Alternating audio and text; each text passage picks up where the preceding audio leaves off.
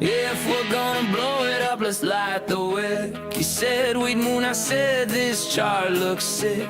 If you wanna vent about the dip we took, spent all your green on a shitcoin crook. And now someone else is pumping bags, the same old stock you swore would never lag. The ticker still haunts my screen at night. It's sad your bull runs never look quite right. Now I always said I'd sell too late, but some regrets just compound great. And this'll sting a loss I can't redress, 'cause the next 20 candles might just eat what's left. Burn slow.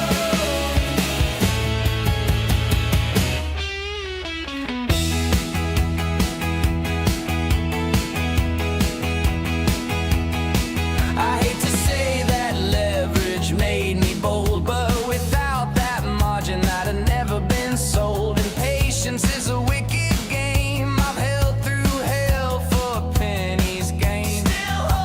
You whispered diamond hands are bust. I whispered back I don't believe in trust. But here we are in this charted mess, and your exit plan's a damn good guess. Ain't it though? I always said I'd sell too late, but some regrets just compound great. It stacks, and this'll sting a loss I can't redress, 'cause the next 20 candles might just eat what's left.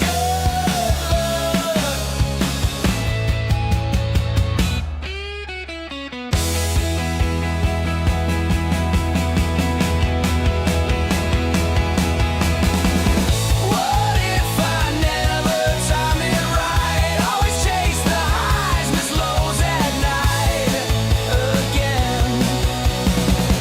What if I can't stop pressing by? Am I in too deep or just afraid to try? I always said I'd play it smart, but now I'm bleeding in this candle chart. Red flood, and this'll hurt a dip, I won't confess, 'cause the next 20 candles might just be my best shot.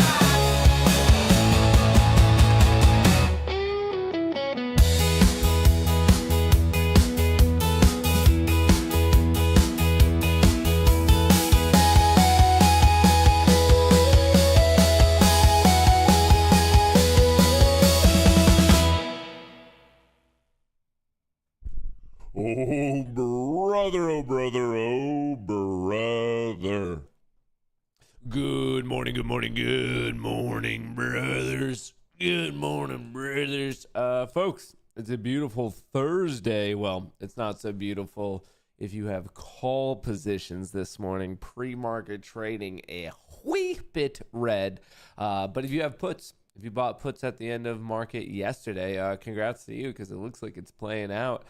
SPY is red this morning. NASDAQ is red. The Russell's red. Bitcoin's red.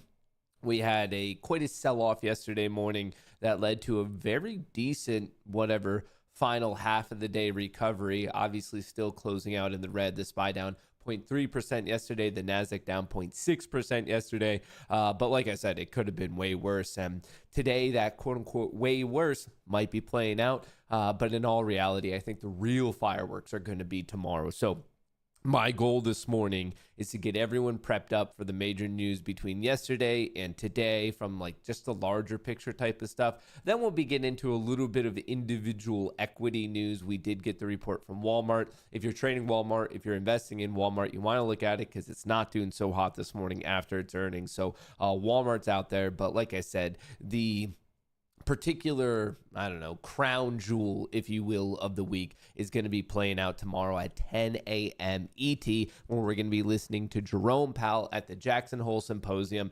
And really, over the past 48-ish hours, the drama's getting to another level. So we already knew that monetary policy was in a difficult place. It was very, very easy as of Tuesday of last week when we got a cooler than expected inflation report. Great. Awesome. We're going to get a 25, maybe even a 50 bips rate cut. The labor market is fine. Inflation's high. So like, we're good here. The issue here is now that we're getting into the Thursday report of last week, we got a hotter than expected inflation report.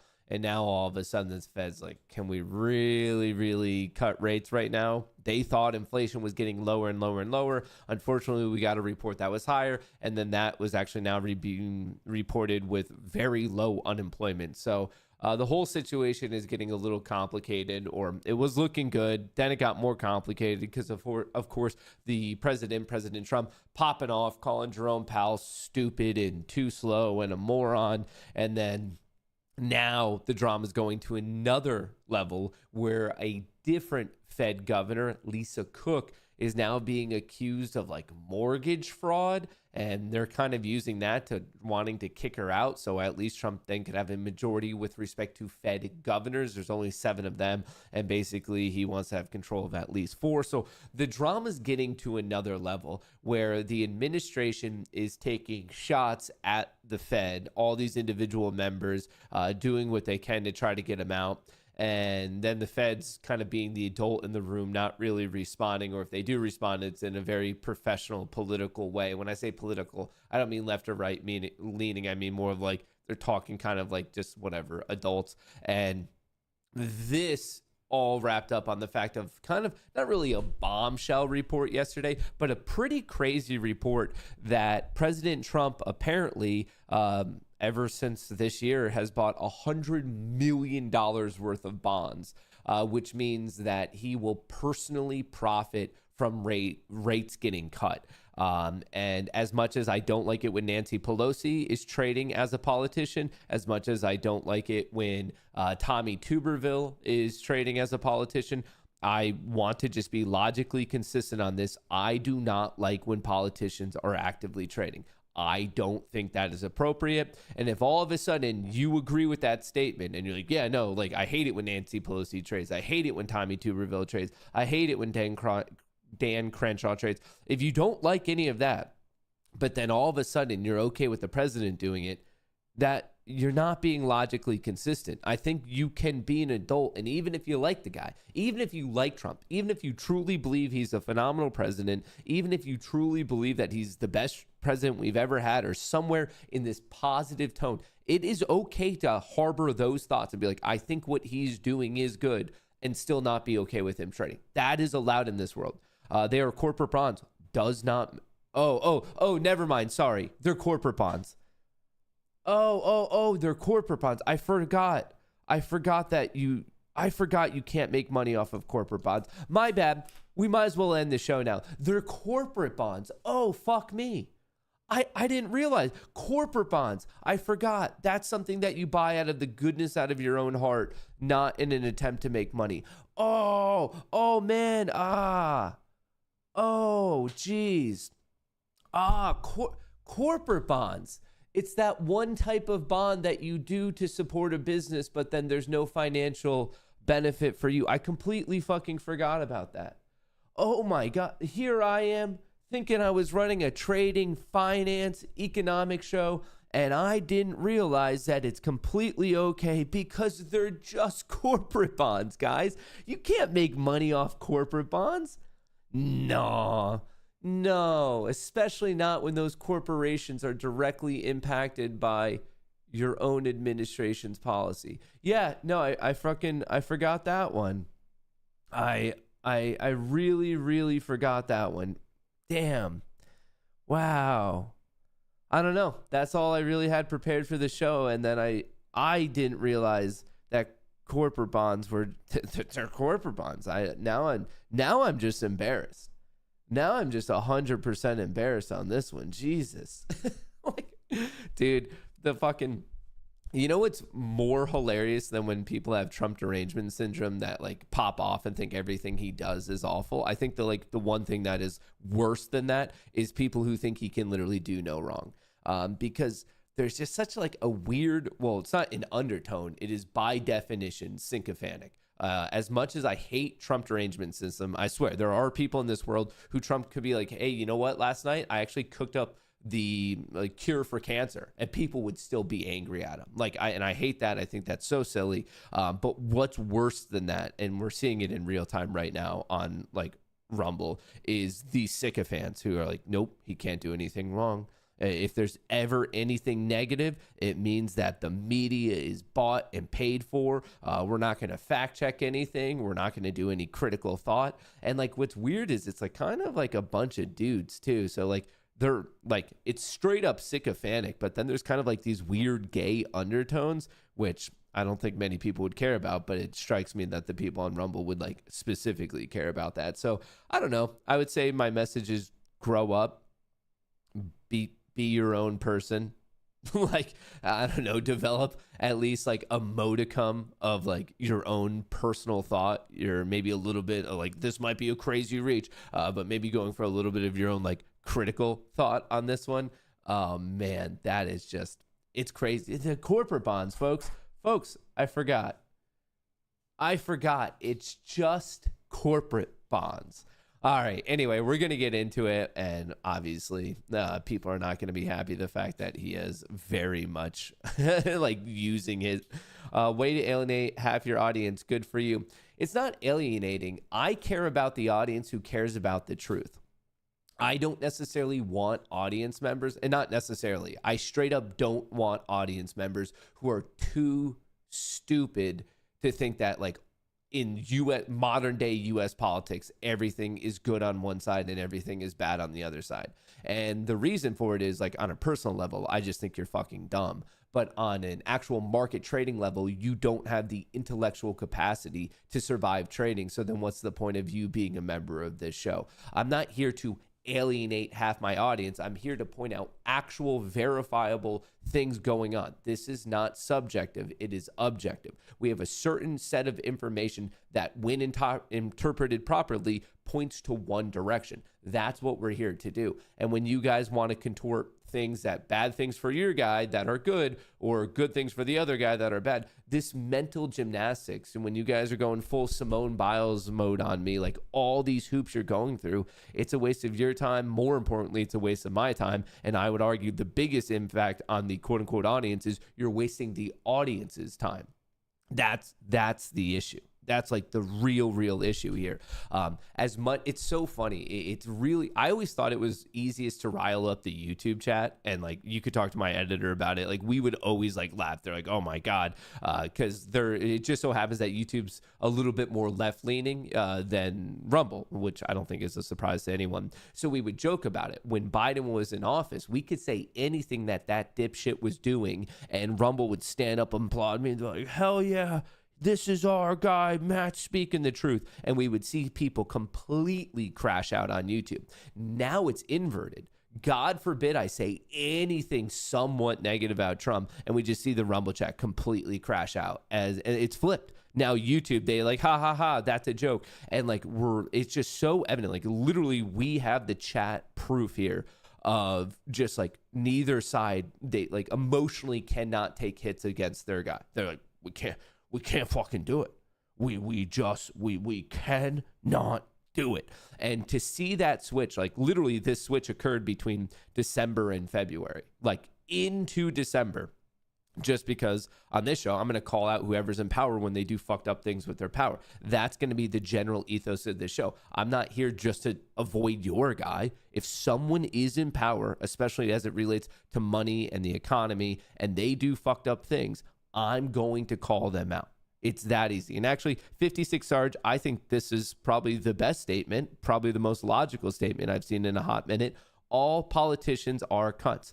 That's the general ethos of the show. That's the North Star of which I'm going to be following. So if you do not have the emotional capacity to handle me saying something negative about your person when they do something measurably stupid, well, that's on you. I'm sorry that your parents let you grow up in a white padded room and gave you participation trophies. I don't know. I don't give a fuck about your feelings. Hey, TLDR, life is tough. Buy a helmet. I don't know what else my like tips for you would be. Stock futures slipped after a 4-day losing streak for the S&P 500. So It is important to take the larger picture into context first. Obviously, the past 4 days, lower highs, lower lows, by definition, within that particular time frame, that is bearish. When you have lower highs and lower lows, by definition, it has to be bearish. Now, the larger picture is still bullish. Don't forget, we did hit a new all-time high less than a week ago. So it's hard to really scream from the mountaintops that we're going to crash and this is doomsday and sell everything, because literally less than a week ago we hit a new record high. So depending on your time frame, you're probably going to have different, feelings about this. Larger picture, still higher highs, higher lows. If you really zoom in, you're going to see a bit more bearishness. As you could see yesterday, we puked, and like I said, it was the 4th red day in a row. Don't worry though, Goldman is telling us to buy the dip. Goldman traders say it's time to buy the dip in momentum stocks. I disagree. I think they might be right, but it's very, very dependent on what Powell says tomorrow. So for me to agree with this or fully disagree with this, I have to know what Powell's going to say tomorrow. The fact that they're putting this out today, August the 21st, when we know Powell is speaking tomorrow, the 22nd, makes me feel like it's a little bit too early. This might prove to be right all of a sudden if Powell comes in and says, you know what, we're feeling really good about inflation, labor market is softening a little bit, we're going to start doing rate cuts, maybe 75 bips by the end of the year. Market's most likely really going to like that. On the flip side, and this might be a little bit related to the FOMC minutes we got yesterday, all of a sudden, if he's really reiterating the fact that the biggest obstacle the market, the economy, the U.S. is facing right now is still just sticky inflation, that's going to be problematic. That's sounding a little bit more hawkish. That's sounding like maybe we're only getting 25 bips because inflation is refusing to go down. And if the labor market remains strong, if we're not seeing softening over there, they're not going to feel pressure to cut rates. This is all information we should be able to glean from the speech tomorrow. And the fact that Goldman's putting out there, yeah, maybe they're right, but I'm more of a saying, how could you even confidently say this right now when we don't know what in the world is going on with monetary policy?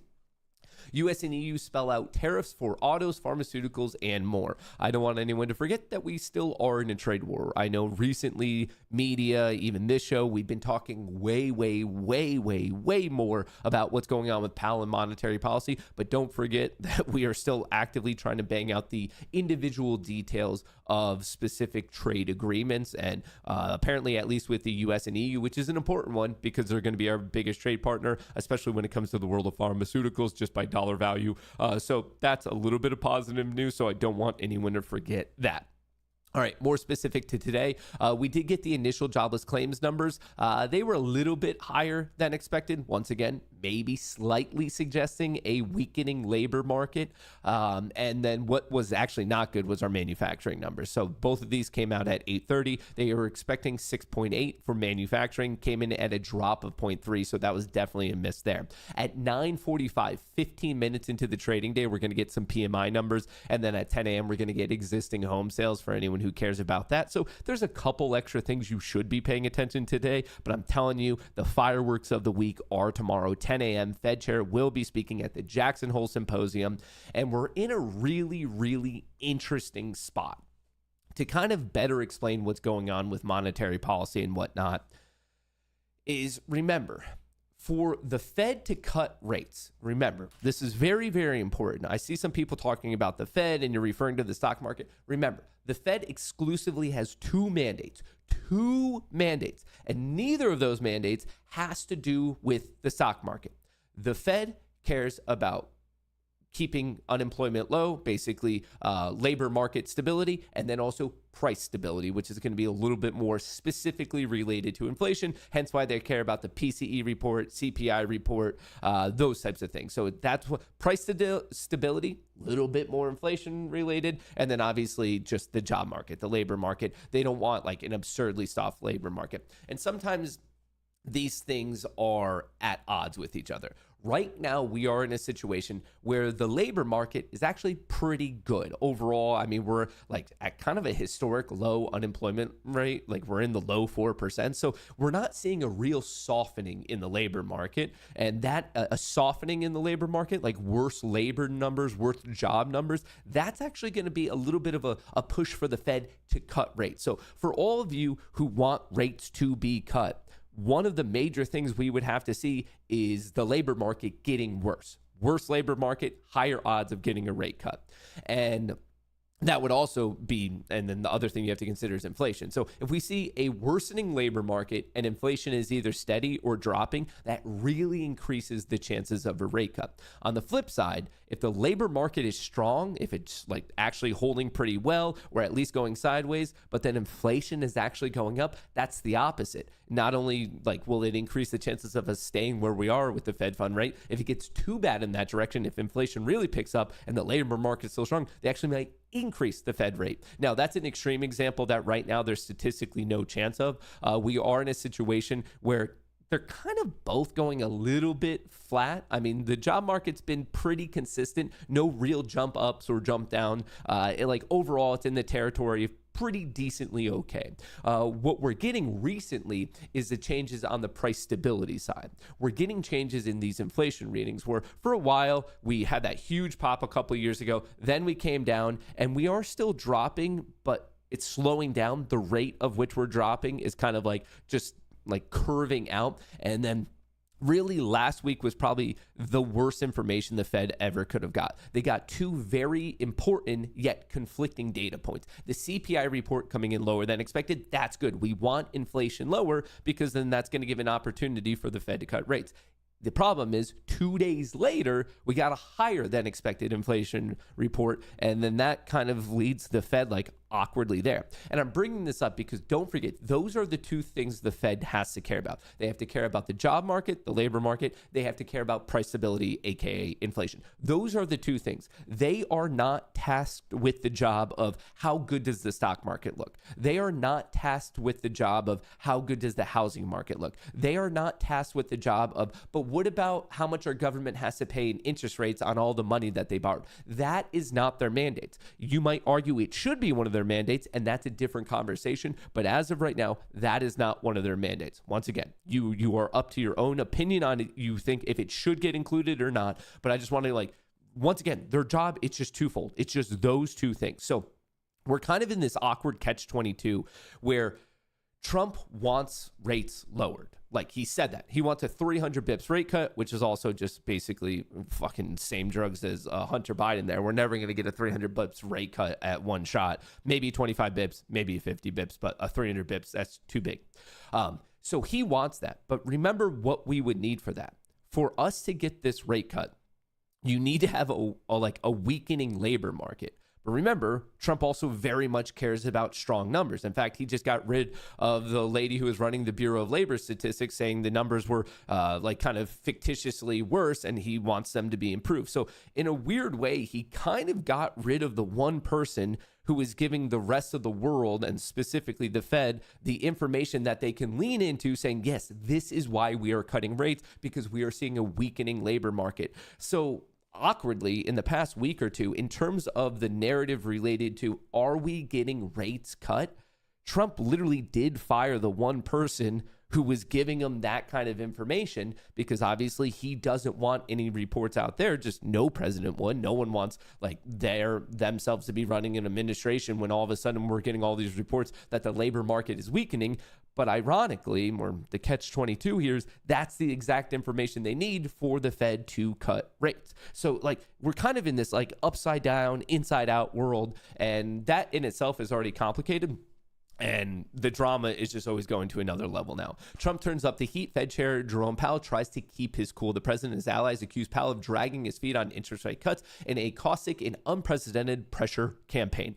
They are saying that he's dragging his feet, but in reality, you could just measure the two things. Where's inflation at? Major inflation reading is PCE. That's price stability. Then the other thing you should be paying attention to is the strength of the labor market, which right now we are at basically a multi-decade low when it comes to unemployment. Divided Fed worried about tariffs, inflation, and the labor market, according to the meeting minutes. So yesterday at 2 p.m. in the afternoon, maybe part of the reason why we rallied, but probably really not, is we got the FOMC meeting minutes. It's the detailed discussion of the last FOMC meeting. And there we found out that participants generally pointed to the risks to both sides of the committee's dual mandate, emphasizing upside risk to inflation and downside risk to unemployment. So remember, they're referring to the two parts of their mandate. One is price stability, and they're saying that's a bigger issue than the other part of their mandate, which is unemployment. So right now they're telling us that they care more about the price stability side because the employment side seems to be fine. But then if you put that into the context of what we heard last week with the PPI report coming in higher than expected, all of a sudden the chance of rate cuts this year starts to dwindle.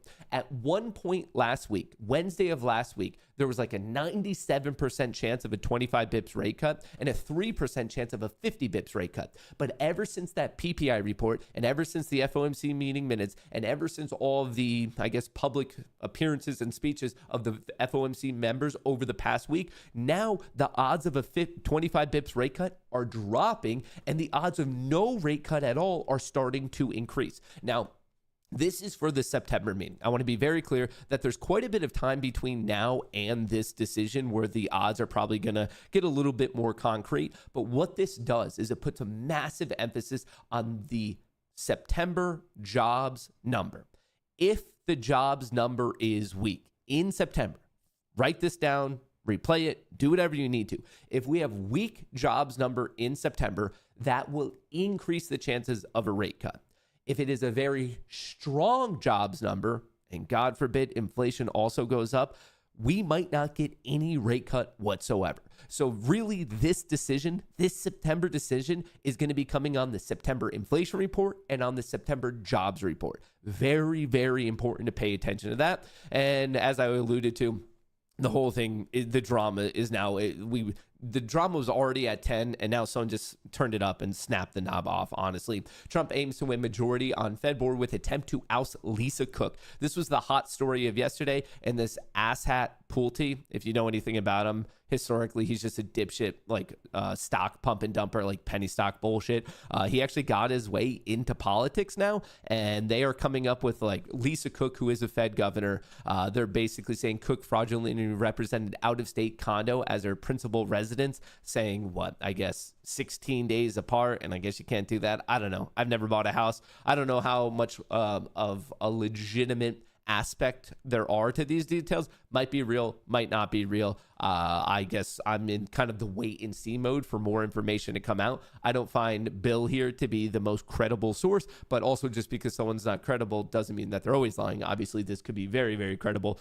So this is just adding to the drama. Obviously, it's adding to the drama, and Trump himself is adding to the drama. Trump has snapped up more than $100 million in bonds since taking office. Local government, school boards, gas districts, Meta, Home Depot, T-Mobile, I think even Qualcomm was on that list. So he himself will benefit with rate cuts. So, and then people are going to find, I don't know, dude, it's a mess. We are absolutely in a mess. And obviously we're looking for some clarity starting tomorrow.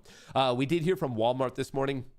Not so good. Let me reload this. I think the title should update. Walmart hikes sales and earnings outlook, even as says tariff costs are rising. So Walmart, if you guys are trading it, doing whatever, it did drop by, last time I saw it was down 4%. So it's going the way of Target, missing on earnings. So we're starting to see a little bit of weakness in individual equities. Meta freezes AI hiring at Blockbuster spending spree. This was reported yesterday. Obviously, we know Meta, aka Zuckerberg, is trying to get into the fighting weight class of all these other major AI players, and people interpreted this to be really, really bad. Personally, I think it's a massive overreaction. If you look into the details, they're still allowed to hire people for working at AI in this company. If anything, if you look at Zuckerberg's actual comments on it, it's kind of more of like, hey, okay, like we think we have our core team, so we don't need to keep hiring as feverishly as we did. But the market, just from a headline perspective, reacted very, very poorly. Meta puts the brakes on its massive AI talent spending spree. A Meta spokesperson said that the pause was simply some basic organizational planning. The market really ran with this being bad, and it seemed like just business as normal, if you ask me, but whatever. It is what it is. If you haven't signed up already, get on the newsletter, macros.locals.com. It's in the description of the video. My mod will drop it in chat. 100% free. Comes to your email inbox every single Sunday. I break down what's going on in the market, cheat sheet for all the earnings, cheat sheet for all the major macroeconomic events. For example, today at 9:45 and at 10 a.m., we have some reports. And then most useful is the seasonality. Today, from a seasonal perspective, the Bulls do win it more often, 2 out of 3 times. But when the Bears win it, they win it with with more size, meaning that today, from just a purely seasonal standpoint, it's a neutral day. That doesn't mean choppy. It just means some years the Bulls win, some years the Bears win, and there's nothing like a strong seasonal influence. And then tomorrow, also a little bit more neutral. For a while, it was bullish, and recently it's been giving it back, so it kind of just nets it out. So no strong seasonality to really, I don't know, I suppose, discuss for the next 2 days, but next week does get a little bit more exciting. All right, before the market opens here, I just want to make sure I have all my algorithms on. I do. We're going to get rocking here ideally soon. Did I turn on my trade copy, or I did? I think I fucking did. Okay, yeah, no, I did. And then we also have this one as well. All right, for those of you who are my astute viewers, you're going to notice I have, where are they? Right here. Funding Ticks Pro, Funding Ticks Pro, Funding Ticks Pro. You're going to notice I have 3 new $100,000 accounts. Mom?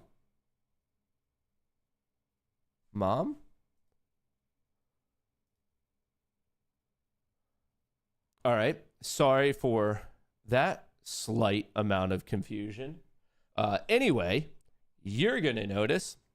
Oh, you guys didn't hear all that audio popping off. It got crazy there for a second. It was like, it felt like my computer was actually spazzing out. Anyway, you're going to notice that I have 3 new accounts, and they're new Funding Tick accounts. So Funding Ticks is the new kid on the block, and they are offering some very, very interesting deals. It is pinned to the top of chat. It's in the description of the video. If you are sim to funded trading, whether you're using Apex, Take Profit Trader, Tradeify, same thing. For me, I'm now trying out Funding Ticks. I tried them out a little bit before.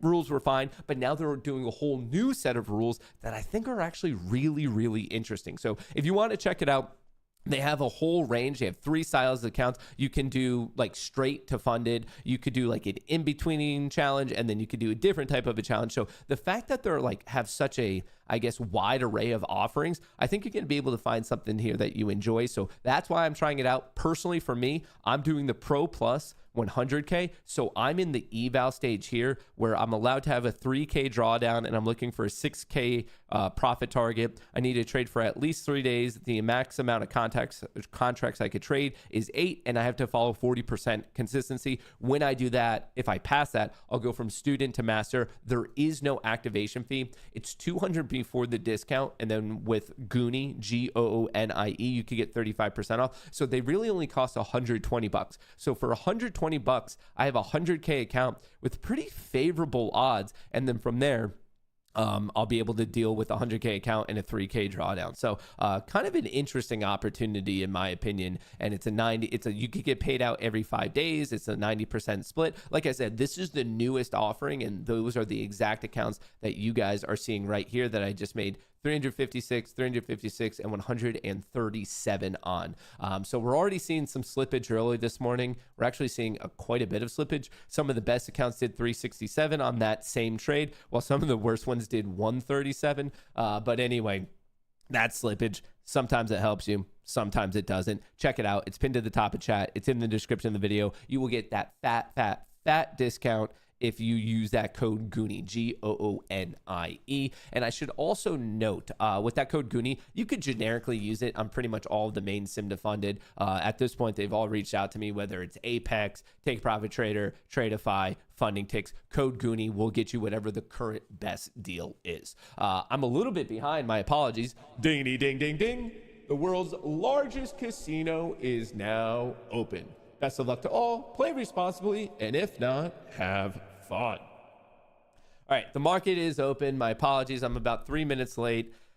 Let me turn this one off. Let's disable that. Today is what, day 4 or 5 of Icarus? And thus far, nothing really to complain about. We are smooth sailing. I've been, sometimes you just get into that flow state of what you're doing. I feel like this entire week I've just been spending hours and hours every single night burning the midnight oil trying to get Icarus to exactly where I need it to be, exactly where I want it to be. And I'm not quite there yet, but I can feel myself getting really, really close. And by the time Icarus and I are flying high, you guys are going to have something to worry about. There's the financial system is going to have something to legitimately worried about when I can finally crack the code on what Icarus should be in its final form. Like, you guys, for those of you who are Dragon Ball Z fans, you've seen this show, if you will, of kind of if Icarus were Cell, kind of going from version 1 to version 2, like form 1, form 2. We're almost at the perfect Cell form, and we're just hunting down the last android to absorb and like really get to perfection. We're almost there. I know I'm losing some of you in this metaphor, but then for those of you who I didn't lose in this metaphor, you 100% know what I'm talking about. We are hunting down the last android, and we're going for perfect Cell. We're going for our final form, if you will, and I'm excited about it. I'm very, very excited about it. That's why you had poor sleep score. I get the same and can't turn the noggin off at bedtime. Yeah, it's also probably because of drugs and alcohol, Supernova, but I'll blame it on working hard. I like that. I like that. Don't get too close to the sun. Well, eventually Icarus is going to blow out. That's why I kind of named Icarus Icarus. For those of you who don't know the mythological story related to Icarus, basically he and his father were inventors, and they were imprisoned, and they broke out of the prison by creating these wings, the contraption, and they held it together, these wings, with wax. And his dad gave him the advice of be careful, like the wax can melt, don't fly too close to the sun. And Icarus, being Icarus, thought, you know what? Let's let it rip anyway. And he's flying around, using it like a man of the sky. And without heeding his father's advice, he eventually did fly too close to the sun, and it melted the wax. And then obviously he crashed and perished. But I think a lot of people kind of interpret that story inappropriately, because if you really read it, Icarus is very happy he put in that effort. As he was falling, he was talking about just the beauty of the opportunity to be in that particular, the beauty to be in that opportunity, to have that chance to be a person who said you could fly so close to the sun and to do it. So I think a lot of people interpret that story of like, oh, don't do it. Don't fly close to the sun. Like you're going to, whatever, your wings are going to burn and it's just not going to work out for you. But Icarus actually had a very, very different opinion of it. He's happy he took that risk. He's happy he had the opportunity. He's happy he pushed himself to do it because of what it kind of led to. What is this one? I'm getting a lot of emails now. Obviously, that's a very bastardized version of the actual story. So if you're interested in it, feel free to check it out. But I, for one, think there is a massive misunderstanding of Icarus's own opinion on his actions.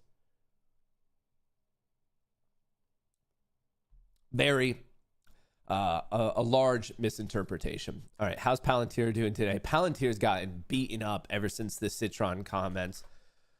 Yeah, look at that. It's fallen from grace. It's currently down 18% from the recent high about a week and a half ago. It did get this downside gap fill. Similar to that, I am actually looking for Meta to get its downside gap fill. It started to get into the region yesterday. The downside gap fill is 2708.50. Feel free to put an alert there if you would like. MicroStrategy is absolutely vomiting as people are moving from risk off. Bitcoin just dropping, risk off. MicroStrategy is going to get hit. Same thing with Coin, not as much. Remember, they do have they have very much different business models. Coin's an exchange, while MicroStrategy is a Bitcoin strategy that trades at a large premium relative to how much Bitcoin it actually owns. Going the way of Palantir and of Meta, Avago taking a hit. NVIDIA doing the same thing, but not as much. Actually, a potential reversal pattern forming here on NVIDIA. 2 days of pretty hardcore selling off, breaking the previous high. So this might overall just be a higher low relative to what we saw this dip on Tuesday, July the 22nd. So a little bit of a pop there. Tesla right back into its consolidation range. Netflix broke, came down. If it starts to recover, I'll probably take a long on it just because this by definition is a higher low. But I'm going to be ideally patient and disciplined and wait for this to actually develop to see if I like it or not, because who knows what Powell is going to say tomorrow. Apple, after going high flying, it's also like the whole tech sector is showing this. A week and a half of just straight selling off, and it kind of is what it is. Microsoft gapped up on earnings for a while, hung out, got the downside gap fill and bleeding to its 50 EMA. BITX, that's just leveraged. Bitcoin. Rumble is getting hit with the overall market. Hood, kind of looking like Netflix, maybe wanting to turn around a little bit soon. This is still by definition a higher low. DJT, lower highs, lower lows, not looking the best. Open, this is, in my opinion, just a legit fucking scam. The guy who was pumping this on Twitter was recently outside of Drake's house, like just with a poster saying, "I'm not leaving until Drake buys 1 share of Open." It's like, it's fucking nutty. If you're trading this, Godspeed. I obviously don't want anyone to lose money, but understand you are very, very, very much playing with fire. Qualcomm, lower highs, lower lows. XRP, lower highs, higher lows, consolidation. Solana, same thing. Texas Roadhouse, this should be illegal. That's manipulation, if you ask me. Bonds are literally doing nothing. They're just waiting for Powell. Oil's chilling at 62, 63. Gold is literally going nowhere, just going flat, going sideways. Vol is picking up a little bit again today. I'm surprised. What time is it? 9:40. I'm surprised we're not selling off. Huh. Well, what would that be? Shit. Order submitted. Oh, what are we doing? Sorry, I got distracted.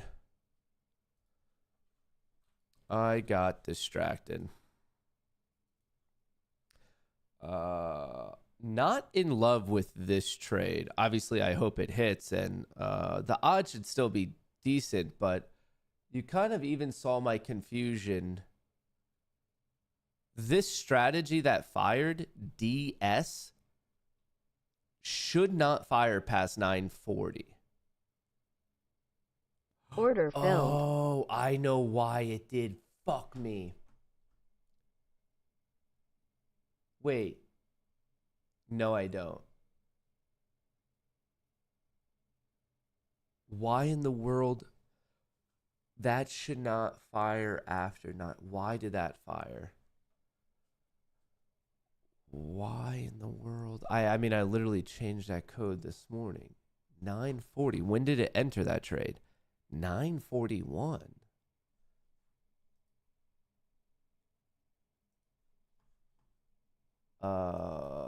Strategies. Yeah. No, my end time, start time is 9 to 940. End time, 940. Why in the world did that trade?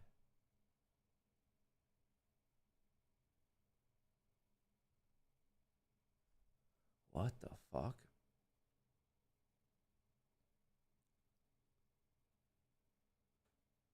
Well, that's a bug. That's definitely a bug. Why the fuck did that trade?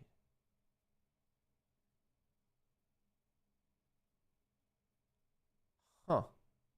I have no idea what this bug is because it literally my end time is 9:40 a.m. Literally no fucking clue. Huh. What could I have fucked up on that one? Yeah, very weird. Yeah, it entered at 9:41. It should have been turned off by then. Well, we'll have to figure that one out, Tonto. We'll have to figure that one out. At least the stop loss worked on it. On knowing my luck, it's probably going to go to the profit target anyway. But we got to dive into that. That's for sure. So, bittersweet situation. The slight silver lining is the stop loss mechanism did work. The bitter part is obviously it took a loss. So, part of the logic worked. The stop to get it the fuck out. But I don't really understand the entry. Unless the only thing I could think of is that I updated the code didn't disable and then re-enable the code. You have to disable it and re-enable it for it to get the newest version of the logic. That's the only thing that's coming to mind right now. Is I'm not 100% sure that ever since I wrote that fix that I disabled this code and then re-enabled it. But whatever. Obviously that one was a hit, which I'm not the most stoked about, but remember, this stuff can trade quite a bit in a day, so there's still a shot of this ending green on the day, so I'm not too worried. The SPY flow thus far this morning popped until about 9:39, then it dropped. Looking at the Mag 7, same thing, popped until about 9:38, dropping a little bit right now. NASDAQ, so everything got a little bit of a push for the first 8 minutes, and now it's very, very rapidly giving it back. The SPY dumped minute 1, and now we're just consolidating. Lower lows, higher. Yeah, watch this. It's going to be coming. It's going to hit its profit target anyway, which you never know. That sucks. That's a brutal one, team. That's a brutal one.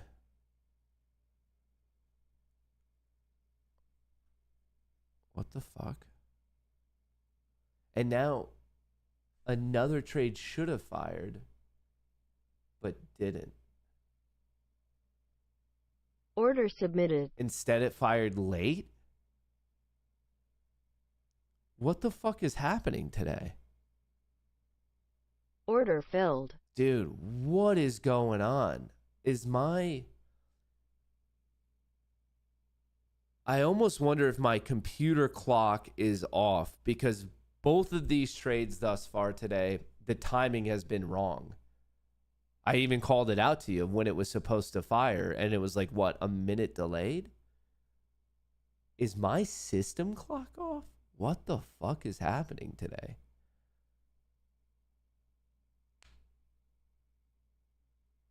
Oh, I don't know if I should maybe... Should I just turn everything off today? Something is off with the timing, and it seems to be off by roughly a minute. Like, literally, I was looking at it fired, and then the trade was a whole minute later? The fuck? Well, that's an interesting problem that I haven't really run into. A couple times, like on the Reddit board and on the code forum, I've read about people having clock issues, like just a mismatch with your time. But I kind of thought it was bullshit, to be completely honest. I was like, yeah, whatever. Like, they're not actually having problems, are they? And is that? I mean, I'm just thinking out loud. I'm not 100% convinced or anything like that, but the really sad thing is both the trades it's taken thus far today have been shorts, which obviously would have both paid. So that's the sad point that I'm at, is that both actually were on the right side of the trade.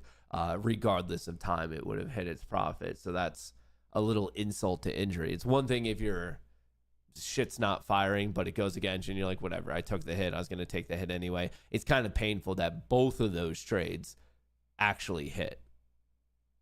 So that's going to make the whole situation a little bit more fun.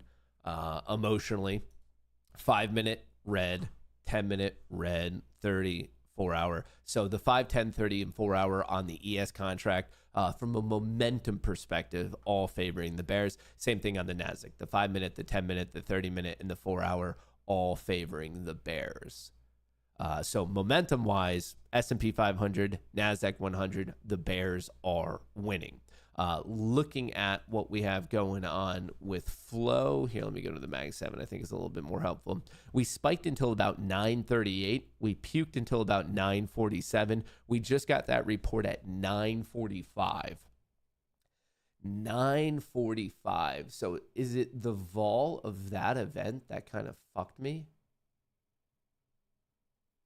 I wonder.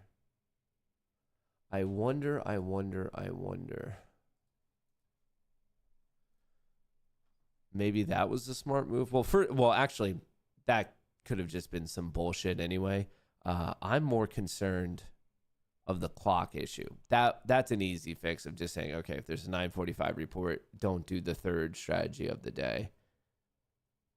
But that second one, why in the fuck did that trade early? Whatever. I'm not going to be able to figure it out exclusively thinking about it, so I'll have to dive into the code and do the playback stuff a little bit later. We have some negative gamma right here. This is the first patch of negative gamma we've kind of seen in a bit. There's definitely some long puts in play, but they don't go that deep. It's kind of up until, I don't know, these are roughly the major levels I'm personally watching on the day. As I always do, I'm marking out the previous high, low, close, that type of a thing. We opened up right on the bottom of the transition zone, and we overshot the first support. We were kind of there. We bounced up. We puked below it on that 9:45 report. We're getting a bit of a bounce. I should remind you that existing home sales comes out at 10 a.m., but right now, a wee bit indecisive.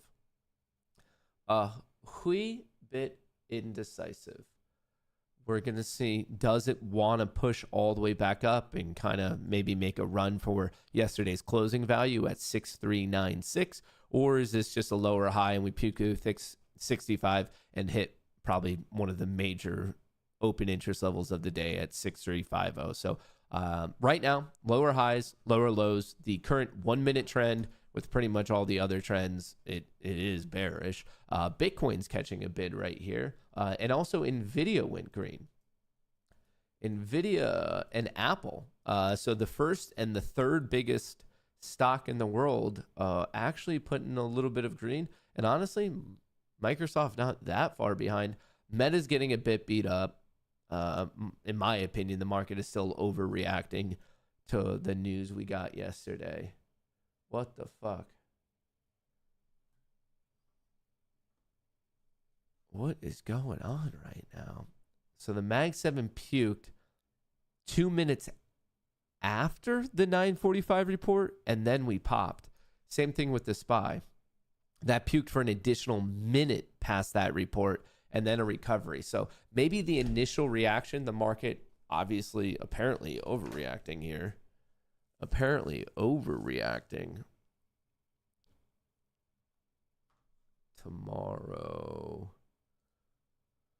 Okay, so the PMI numbers coming in higher than expected, which explains the pop, but that initial drop for the first 60 to 120 seconds, seemingly a bit of an overreaction. But yes, we got the manufacturing PMI, services PMI, both came out at 945, both higher than expected. In 8 minutes, we're getting existing home sales at 10. Investing.com rates this as a 3 out of 3 star impactful event. It's not.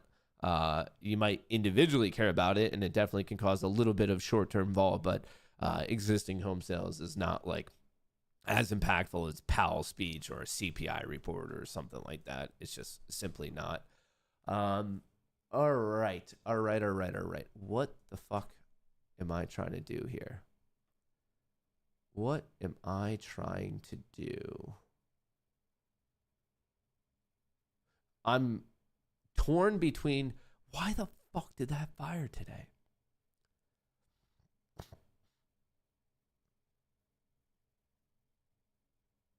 I have no idea why that strategy fired. It shouldn't have fired. It should have just skipped today. 100% should have skipped today. That's going to frustrate the fuck out of me until I figure out why the problem was there. Anyway, I'm torn between, do I just want, okay, I guess I could let it ride, I could turn it off, or I could also wait till the 10 a.m. report. I think I might just let it ride and see how things play out. I think I might let it ride, but dude, I'm looking at the code right now, and this shit, there's a bug somewhere that it fired, but if time of day is below, it wasn't below. What the fuck was this trading on, dude? How the fuck did this trade? Oh, that's going to make me so angry. All right. Well, I have homework tonight. Matt, it's because you're not wearing your lucky shirt. Honestly, I was about to wear my lucky shirt today, but then I wanted to save it for tomorrow. Tomorrow. I wanted to save it for the Powell speech and everything.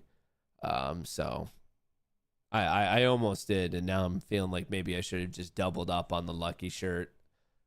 I'm feeling as if I maybe should have doubled up on it, but I made that conscious decision, and clearly it was not the right decision. A bug, get the salt shotgun. A bug assault for sure. Yeah. I mean, that one can't even, like, literally you just code in your start time and your end time, and I switched the end time to 9:40. Generally, I ran it from 9 to 10. And then because of the event at 9:45 today, I thought to myself, hey, Matt, be a little bit more conservative. Let's turn it off at 9:40 so you're not taking on the risk of the 9:45 event. That's how it is. Like that particular strategy, it's a 1 hour strategy, 9 a.m. to 10 a.m. And up until now, it seems as if it was working properly. And then this morning, I was looking at all the events of the day, and I was like, oh, okay, like, let's just be smart here. Like, let's not be crazy. There's an event at 9:45. Let's turn it off at 9:40. That's why I lowered the time, because I didn't want to take on the risk of the event, which ended up double fucking me anyway, because that traded early at 9:41, and then the other strategy traded at, 9:46. And the sad thing is if I didn't put in any risk, they would have literally both hit. That's the really sad thing. I shoulda, coulda, woulda. Shoulda, coulda, woulda put on the lucky shirt. Shoulda, coulda, woulda. Shoulda, coulda, woulda. Alas, we did not. Alas, alas, alas. Oh, what do we have here? What do we have here? We're starting to maybe break down a little bit on both the SPY and the Qs. NVIDIA putting in a lower high, but let's see if it takes out the recent low. Meta is bleeding off. Bitcoin's showing at 113.5. MicroStrategy and Meta are actually the worst on my watch list right now. Both are down in excess of 1%. Actually, both are around 1.2. If you look at the Mag 7, someone dropped the delta pretty hard at 953 there. Someone dropped the delta very hard. What about the NASDAQ? Also, delta low. SPY. Jesus. All right. Well, we're definitely putting in a succession of lower highs, but the telling thing, at least for the morning session, is are we going to take out the low? Are we going to make a fresh low? Because that would be, at least for the opening session, confirmation of a bearish trend. I'm hesitant to say this, but I'm pretty sure one of my strategies should fire if this breaks down. Like I said, at this point, shit's kind of up in the air. Kind of up in the air of if it's going to fucking work or not. But we're going to find out. We are going to find out, aren't we? We are going to find out. What is the trailing on this? Dude, this is looking bad right now. One hit is manageable. 2 hits starts to look pretty scary. That one never even traded. What the fuck? Well, maybe the goal is to make back, obviously after taking 2 hits, the goal for the day now mathematically would be make back a third of what I've lost. So the goal, like once again, from the way the portfolio, the way Icarus is going to look at it, its goal is not to go green. If it catches some crazy runner, okay, yeah, maybe that would be awesome. But really the goal, as the person who literally wrote the code for it, I'm telling you right now that the chance of the portfolio going green today is slim to fuck all. The true goal is to make back about a third of what was lost. It was, what was it, 2.8. So it's gonna, like, the goal is to dig itself out of the hole a little bit, maybe to the tune of like $800-ish. About is like roughly how it's going to be, somewhat dependent on how big the ATR is and how much vol is expanding. It might be a little more, it might be a little less, but just for like rough, crude math, for the remainder of the day, if Icarus does have winners, it's going to be, like I said, trying to get itself out of the hole by a 1/3 of what was lost. 1/3, not trying to fix it all in one day. We've all seen that before when everyone gets on tilt and starts revenge trading and you try to make it all back, and then generally you end up digging yourself into a worse hole. Dude, this is fuck that bounce. Fuck that bounce and fuck this. Which bounce did I hate? This bounce. That was enough of a bounce to fuck me? Really? So it went short on this breakdown at 9:41, and it didn't even. I might have on too stringent of risk because that got blown out 2 minutes later for seemingly nothing. What the fuck, dude? All right. Well, we're going to be finding out pretty soon here what's what. Let's see if there's. Like I said, I'm. Order filled. What the fuck is going on? Now I'm getting weird alerts. So that got turned off.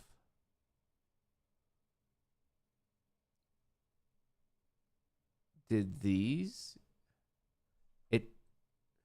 it make money? It looks like it did. But that one got turned off.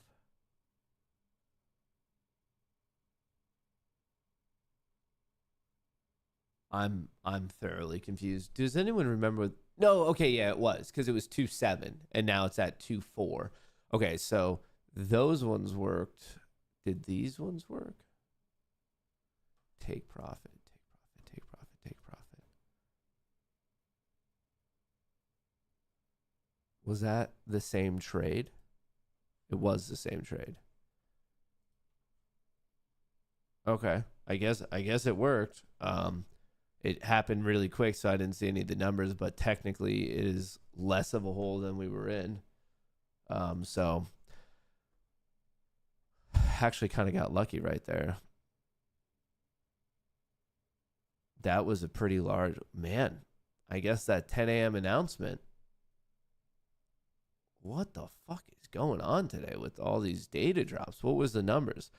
Existing home sales just came out 4.01. They were expecting 3.92. So the last three reports, the PMI, and home sales all doing better than expected. Manufacturing early this morning doing worse than expected, and initial jobless claims doing worse than expected. So the first two things at 8:30, not so good. Then the following three things a little bit better than anticipated, which is kind of netting out to a pretty choppy situation. The 5-minute, though bearish, it is pushing bullish right now. 10-minute is not far away on the ES right here. 30-minute and 4-hour definitely have some distance to make up, if you will.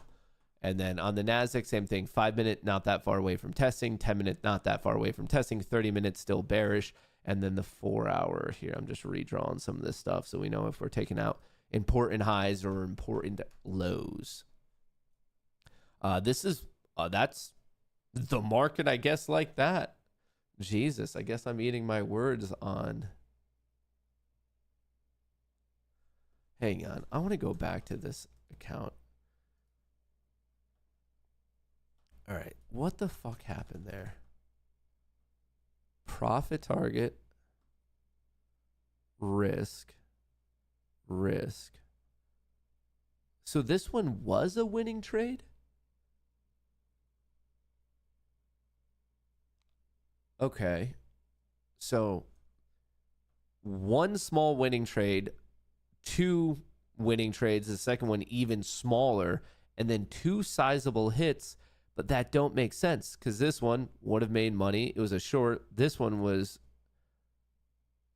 I don't understand why these all didn't hit today. And it all got fucked up with the timing of this one here that should have never, ever fired. Ever fired. And then that one.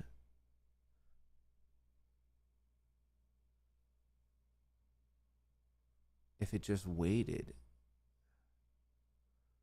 What the fuck is going on today? Well, I can already tell it. Tonight's going to be a late night doing a lot of fucking debugging. anyway, this is going to be interesting where we're at right now. So the market apparently reacting pretty well to that 10 a.m. announcement, getting a pop off of this key open interest level, potential shoulder, head, shoulders, inverse. That's a little bit of a bullish setup, at least on the 1 minute, finding support at 6365, getting a bit of a pop right there, a wee bit of a pop.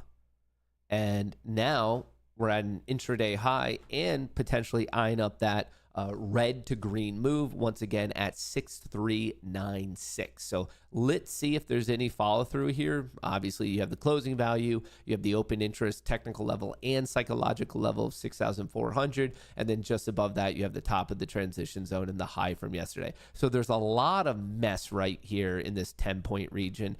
Could be a natural target, but I would only be targeting it if we're like successfully holding in here. Yes, we've seen a higher high. Technically, you could count the 10 a.m. as a higher low, but because that was a news announcement, personally, I would be waiting to see the next low. Is the next low gonna be above this 10 a.m. low? So yes, we do have higher highs. But for me, the question is, where is the next low? And if the next low is higher on the reversal off of that, that might be the opportunity. And if that never comes, if we do puke and make a lower low, well, then obviously that scratches that trade idea. The NASDAQ, everything waking up a little. I can't say completely like, oh, we're ripping it and everyone's buying, but we are seeing a generic new trend being created right at 10 a.m., apparently due to that existing home sales, like right here, flow alert right at 10 a.m. So as much as we talk about the 10 a.m. reversal trades, this one is more so being driven apparently by that news event, which I don't know why existing home sales would have this much of an impact, but maybe it wasn't existing home sales. Maybe it was literally just the classic 10 a.m. reversal. So let's see how this one goes. I don't have many ants in my pants to chase this one right now. I really don't. I kind of want to sit around and see what, I mean, we're just whipping all over. The 10-minute bars right now look horrible. Look at this. Like giant wick, inside bar, and now we're pumping with that reversal. Giant wick, inside bar, revert. Like, what the fuck is this setup today? Seems like the bears really were trying to get going this morning. They tried at 9:45 on that announcement. They tried at 10. And then after the market digested both of these pieces of news, they're saying no, and they're starting to rip this one. So technically at 10 a.m., the NASDAQ did break down and made a fresh low, a 30-minute Orbo breakdown. The SPY never did. So we're seeing a little bit less bearishness in the SPY relative to the NASDAQ. Coming back to flow, there was a flow alert right at 10. The SPYs have been ripping ever since then. Mag 7, same thing, popping ever since that 10 a.m. Interesting. Now the S&P 500, like I said, inverse shoulder, head, shoulder on the 1 minute, bouncing literally right off that open interest level I called out. Now it's starting to see if it wants to get into this transition zone.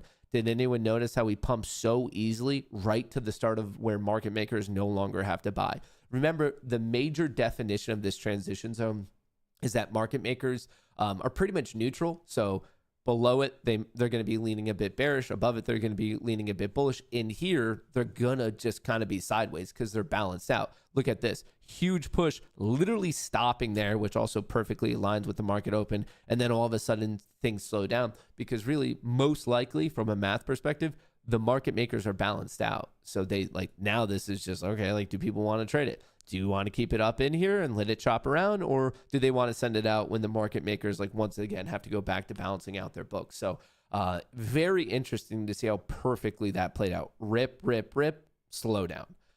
This is why it's so incredibly important for all of us, obviously myself included, to be just feverishly checking all these gamma levels, because you could see we got some nice movement right out of the negative gamma zone. And as soon as it started to tilt a little bit to positive gamma, that's exactly where the action just stopped, basically. Oh, Jesus. I'm nervous about this one. Oh, Icarus didn't even take off the ground, folks. Icarus did not even take off the ground. Only legends of old speak of the depths of Jackson's Hole. I don't know what book you've been reading, but I want to copy Jesus. It feels like whatever you read's a little bit more interesting than whatever I read. Only the legends of old speak of Jackson's Hole. I guess, man. I guess. Where are we at? Oh, anyway, yeah. Shout out to Funding Ticks if you want to check them out. New kid on the block. They're offering a lot of interesting deals. Pinned to the top of chat in the description of the video. Make sure to apply that coupon code GOONY to get 35% off, and really at any point get whatever the best deal is. And I am nervous.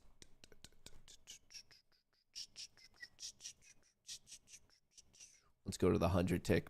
I want to zoom in on this so I could see the exact time things should be running.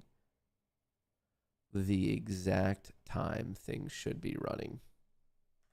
Not a good start for me at all. Basically, giving back a little bit more than I made yesterday. I made about 1,800 yesterday, so I would love for the loss just to get back down to 1,800, because then in the past 2 days, I would be net zero. So that's kind of a first mental goal for me, is if this can dig itself out from here about $600. It would be nice for it to be able to dig itself out of this particular hole about $600. About 600. Oh, and Tom Lee, we trust. Tom Lee was just saying he thinks September and October we're going to see a 10% pullback. That was his recent call out. His recent analysis. All right, let me check one other thing over here. Okay. What are we doing? Let's see what Bookmap is up to. Bookmap, let's see where all the big buyers and big sellers are. We are above VWAP. We are above the point of control.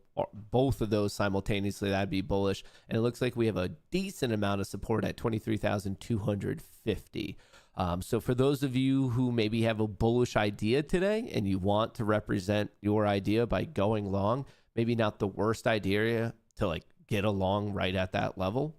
You'd have some support. You could be a little bit more conservative and maybe wait for a test of the point of control, but you should also know that VWAP is up here in the high 60s. So somewhere from the high 60s to 30, that rough 35-point region definitely has some support. You have sitting buy orders, you have VWAP, and you have the point of control. 50. That's actually really interesting. Interesting. Are we going to get this breakout? Are we going to get this trend line breakout? Yes, no, maybe so. Yes, no, maybe so. Are we going to get this trend line breakout? This little flag breakout? It's trying to get going. What's the flow? Like it all of a sudden the flow, it had a nice pop and now it's kind of flattening out on the Mag 7. Same thing on the SPY. The SPY puked up until 10, popped right after 10, and now we're just flat. We are flat. What a recovery that had. So overall, we've kind of gone nowhere. The NASDAQ effectively is just range bound. We have not made really a fresh high. We barely made a fresh low. The SPY kind of did make a fresh high, but it barely pushed above it, and now it's going flat. The question is, will there be follow through? Netflix going green. What's the daily chart? We might be seeing SPX push for this clothesline right here. The odds are pretty decent. What are the big guys doing? Big guys, not much today, at least not yet.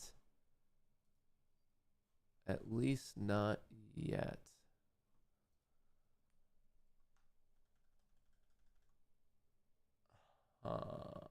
Okay, didn't take that trade for some reason. Oh, I know why it didn't. What time is it? 10:13. Yeah, that's fine. It's attempting to recover here, team. It's attempting. We're going to see how this one plays out. How could I have avoided that bullshit? Well, I think the second loss was just inevitable. But that first one What the fuck? Why did that trade? And not only why did it trade, why did I just have a bad beat that it couldn't quickly give me a little bit of my money, you know? When you look into your crystal ball, what do you see for tomorrow? Dump or all priced in or a surprise? It's definitely not all priced in at all. There's no way it could be priced in because it's just a speech. So unless you already know what he's going to say, and more importantly that, you would have to know not only what he's going to say, but how the market is going to react to what he's going to say to call that priced in. No. In terms of will it be bullish or bearish, it's just guessing, and I don't know, like, what's really the point of a 50-50 guess? Just a 50-50 guess. Netflix looks erratic. Looks like it might be putting in a higher low. I'm looking for it to take out 1,223 right here.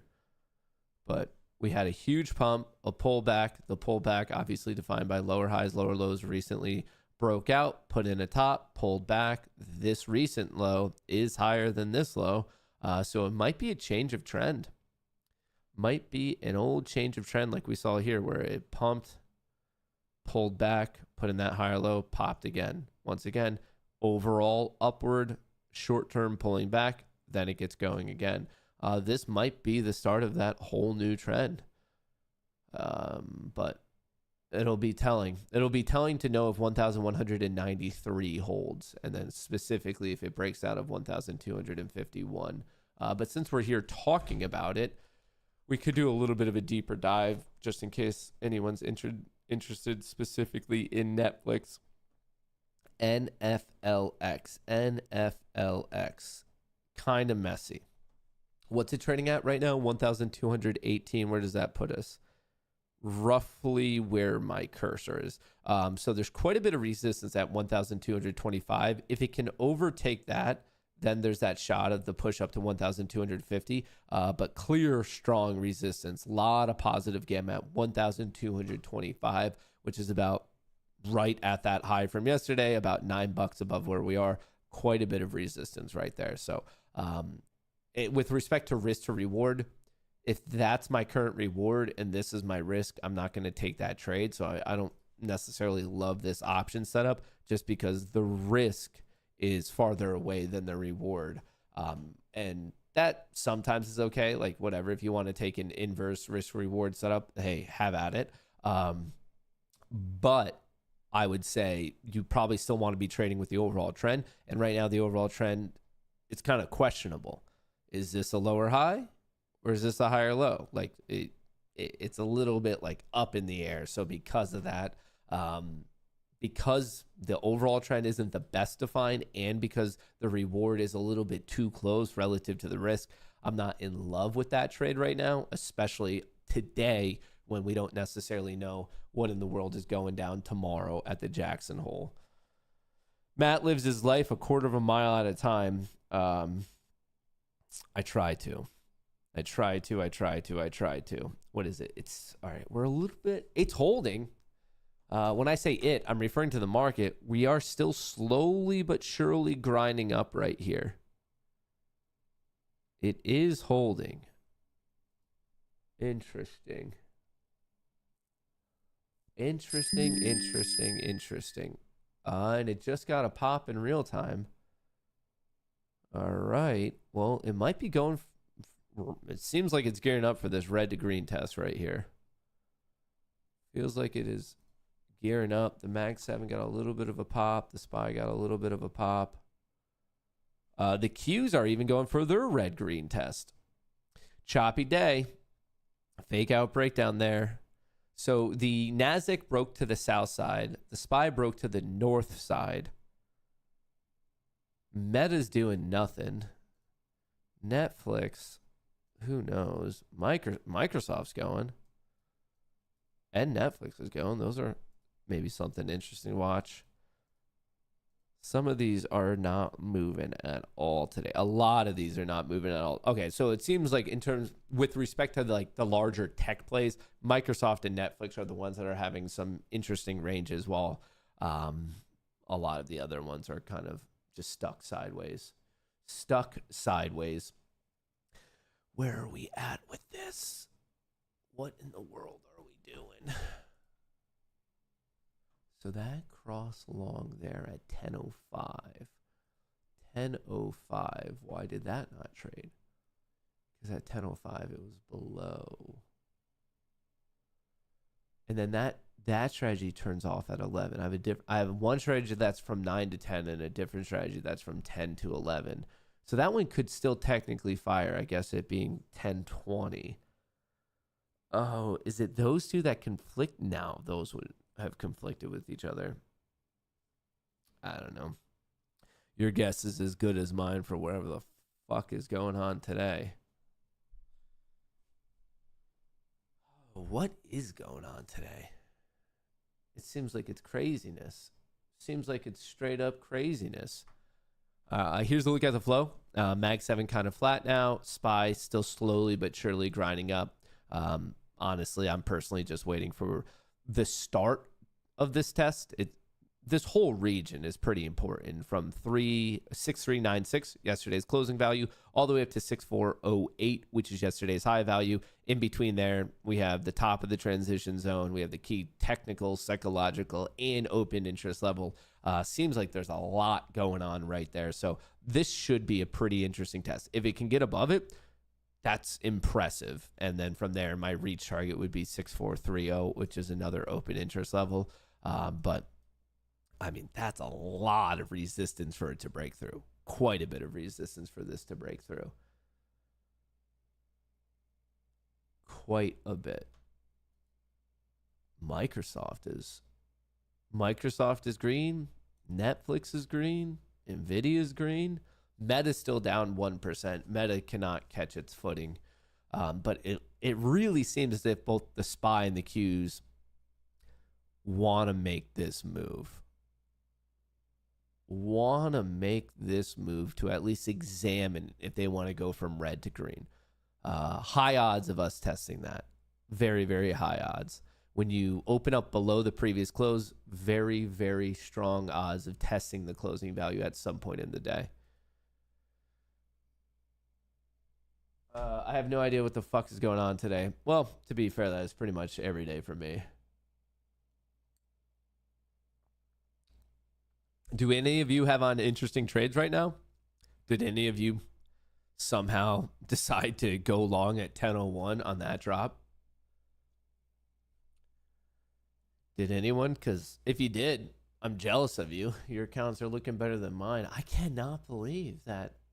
The one hit I should have taken. That's fine. I'll take that in stride. All strategies are going to have losing trades. The second trade, I don't mind losing.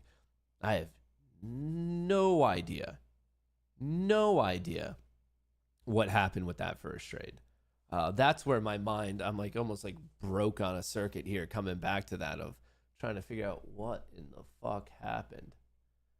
I mean, what in the world, you know? Hood calls. Hood's up 1%. Palantir showing a little bit of green there for a second. Even Tesla is pretty much at the green level. Meta and MicroStrategy are the two that are like kind of clearly weak and lagging behind. Tesla's trying to go green. Order submitted. All right. Order filled. Did that actually hit?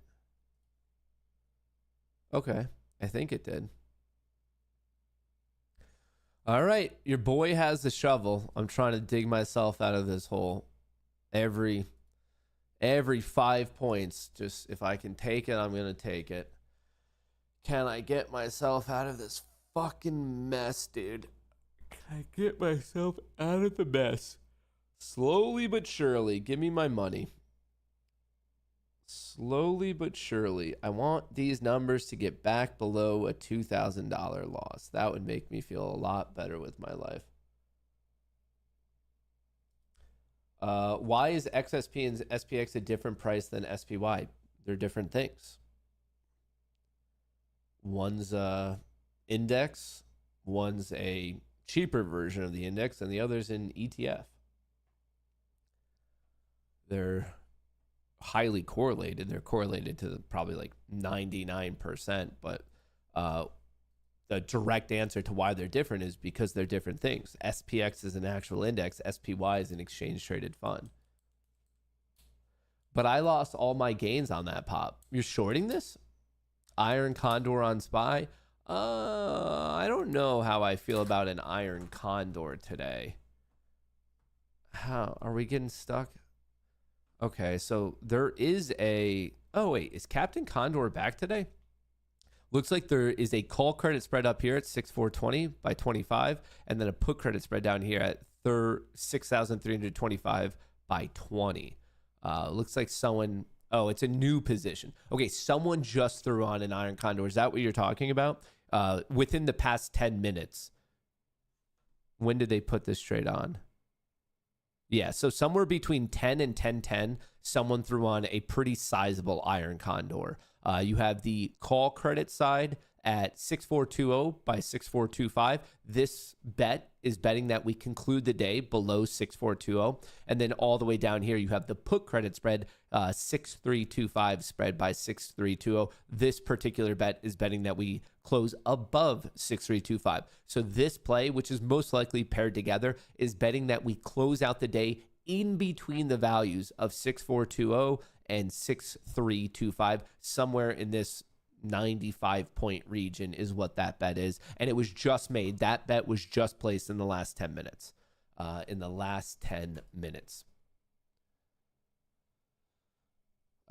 So that means I need to kind of update this a little bit. So there was open interest at 30. Now we have that. That's a lot of open interest at 6,420. And then we also have this open interest at 25, I think it was. And those are by far the largest bets currently on the 0 DTE, like by far. I mean, you could just look at it. Those are huge. I guess those are. And then in between, what's crazy is, you see right above my head here is like we push from this side of negative gamma all the way to the top and we slow down. And if this starts to break down, well, then guess what? We're going to be back in this negative gamma side. And like that's going to start to get cracked. So this is all pretty interesting. Like if it vomits in here, it's going to go quickly once again to the other positive gamma side. Just because remember, negative gamma is not bullish or bearish. The major thing you need to know about it is that it is slippery price action. So it's not that slow grindy stuff. It's when you see like those larger bars. The Nasdaq just got its test of the red to green move and instantly rejected there at 1025. Instantly rejected there. Is that condor crazy profitable? I guess I don't know what you mean. Or is it just a safe play? How are you defining crazy profitable? How are you defining a safe play? I think those terms in a trading sense are like way too vague. Because like we could define this stuff mathematically of the chance of it hitting, what's the percentage risk, what's the percentage reward, what's the magnitude risk, what's the magnitude reward. I don't. What do you mean crazy profitable? What do you mean by a safe play? Like, what does that even mean in this context? And it looks like we're already picking right back up. So we're almost at the initial balance now.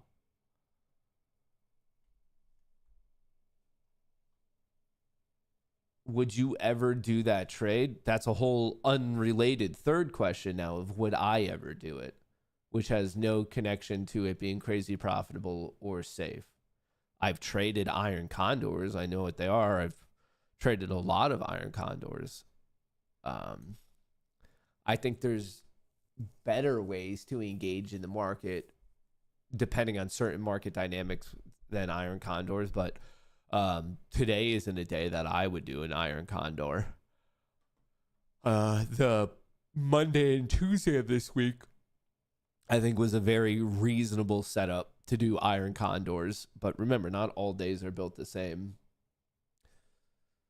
Safe play is an oxymoron. No, I don't think so. Oxymoron would be like jumbo shrimp. words that inherently mean two opposite things. Military intelligence, like that type of a thing. That's an oxymoron. Safe play. It's not like safe. It's not like the words safe and play are at odds with each other. Like you could do a play that's a delta of 1% and the odds of you getting clipped are like pretty freaking low. So you might consider that safe. But another person might consider safe or not safe based on how much money you have on the line. With your statistics background, do you have a favorite mathematical formula to apply to trading? Yeah, expected value, EV. Expected value. That's the only formula that matters in the world of trading, is what is your EV? That is literally like the most important formula in the world of trading. Do you have positive or negative expected value? Are you going to run your strategies during Powell's speech tomorrow? I was, until I saw how shit happened today with the uptick in vol. So I'm really going to have to reconsider it.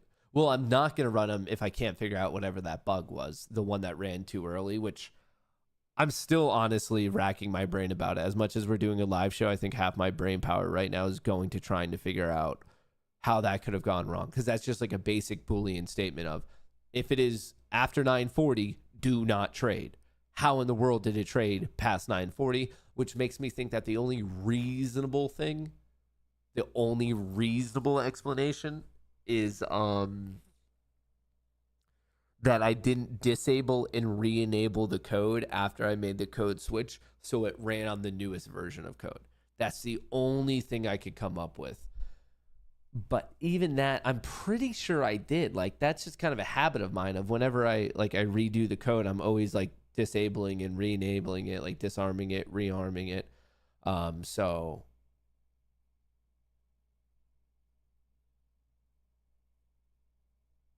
doesn't make sense to me. Doesn't make sense to me. What time zone is your code running under? Of course, New York. I live in New York. The stock market runs in New York. Of course, everything is New York. Why would I? It'd be silly to do. Like, I live here. The market's here. My system defaults are there. Like, everything is New York time zone.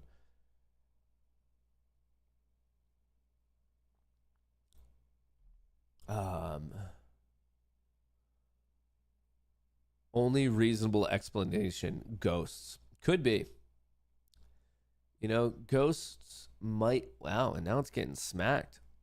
The Qs got right into that green territory, and the market said, no fucking way, brother, and smacked it.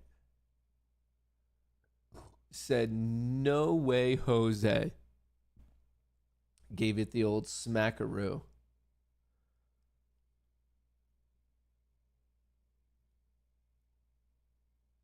And now we're actually maybe taking out this recent low. Huh. Well, we did have a succession of higher highs and higher lows, and now we just took out this recent low on the SPY and the Q. So we're seeing some weakness kind of come in here. The NQ is at the key level of 23,300 here. Mag 7 ripping up until about 10:30, taking a bit of a breather. The SPY, someone's locking in their money there. Look at that delta drop off. Interesting. But yeah, no, this is maybe the start of a new trend. Obviously, you can't be sure until you know where the next high is. So whenever you see a fresh high or fresh low of like a potential trend switch, you inherently have to wait for the next one, the opposite one. Whether you're seeing lows or highs, you have to wait for the opposite, the highs or the lows, to be confirmed. So right here, we have a potential new low. Well, not potential, it is a new low, but it might not matter if you make a new high. If you see this new low and then a lower high, well, yeah, then you're talking about an actual trend reversal. But you need that second one, and you could probably see it better here on the 1 minute. So here's what I'm talking about. Let's just talk about it from 10 a.m. up until right now. Higher highs, higher lows. Look at The green arrows and the red arrows are the local highs and the local lows. So higher highs, higher lows, by definition, that is bullish. This recent bar recently broke. Here, can I switch this up just so we can see it a little bit better? Okay.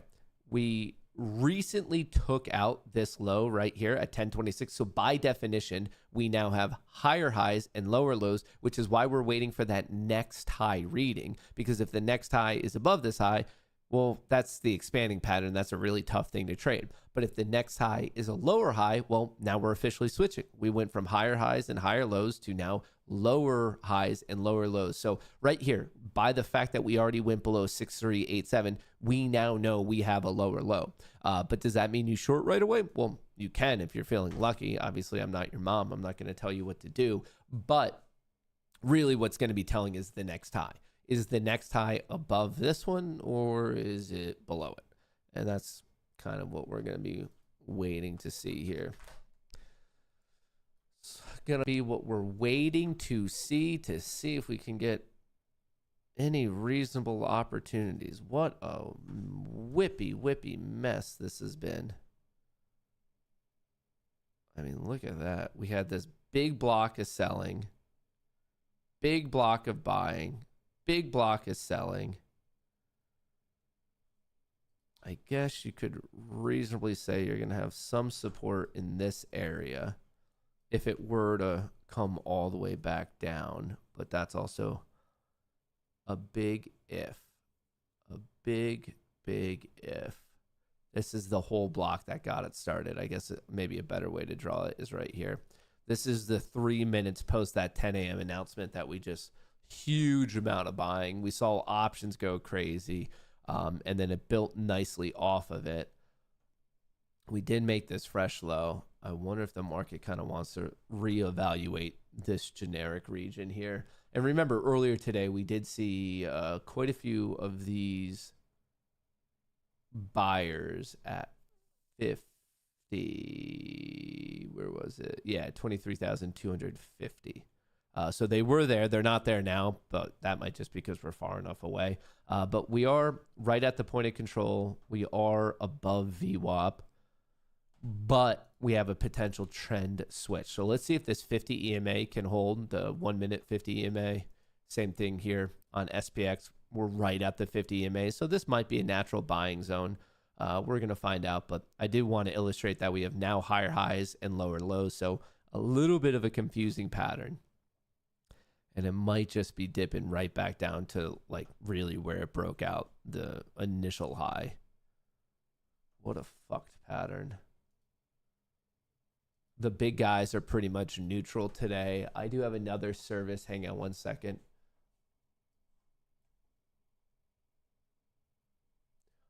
This is suggesting a high today at 6,420 and a low at 6,350. What else do we have? What other info can I give you guys? That's kind of it over there. Hang on, there is one more thing. There is one more thing to check. 6,350, 6,430 as a high, so that's only 10 points off. So that's an 80-point range on the day. So it does seem like a clear ceiling and floor are currently being put in by the options market. Now, that really isn't much commentary on the intraday movement, obviously. But is it? Nope, it's not past 11. I was about to check in on that one strategy, but no, not yet. It could still technically trade. It could still technically trade. Is this going to reverse all the way down?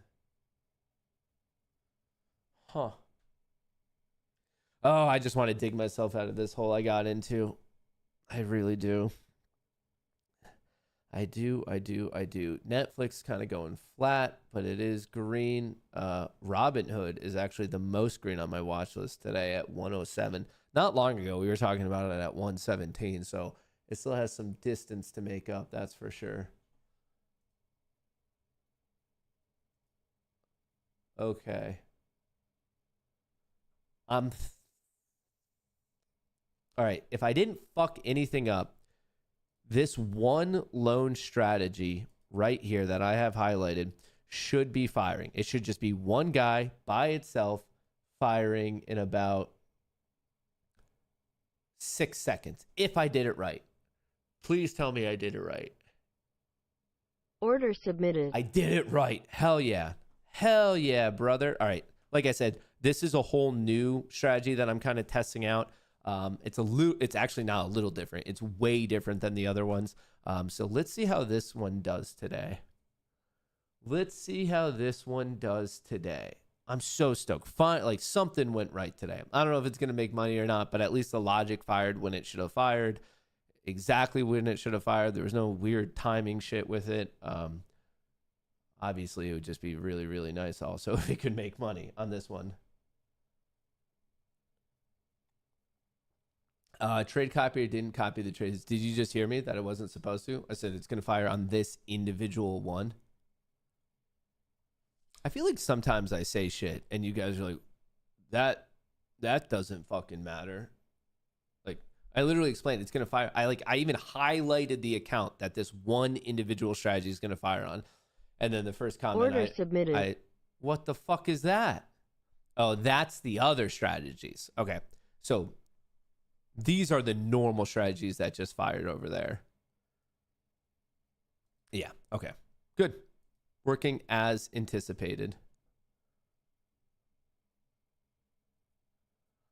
I feel like I need to do a different vol exercise. All right.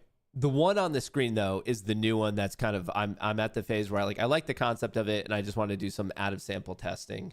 And my life would be easier if it dropped all the way down to this support. My life would be way, way easier. What time is it? 9 or 10:40? 10:40, 10:40, 10:40. 10:40, 10:40, 10:40. Come on. So this is order filled. Nice. The initial ones just hit like the normal strategy, but obviously, wait, did that hit and then I didn't get my fill? Are you fucking kidding me? I guess when it rains, it pours, team. When it rains, it pours. I guess I wasn't far enough ahead in the queue to get that fill. That's a bummer. See, like, I guess that maybe I should have worn my lucky shirt today. You guys are seeing it in real time. It hit my fill, and I just didn't get it. All right. Target there filled. we go. And now it has one runner. So that one's why it's called a runner, because it's locking in. It trades two contracts. It got short at 67, locked it in at 50. So it locked in 17 points, and now it just has a runner. So that's why it's called runner. And like I said, I'm just doing a little bit of out of sample testing it. But as I did that trade, all the other accounts took this trade right here, basically. All of these accounts took this trade.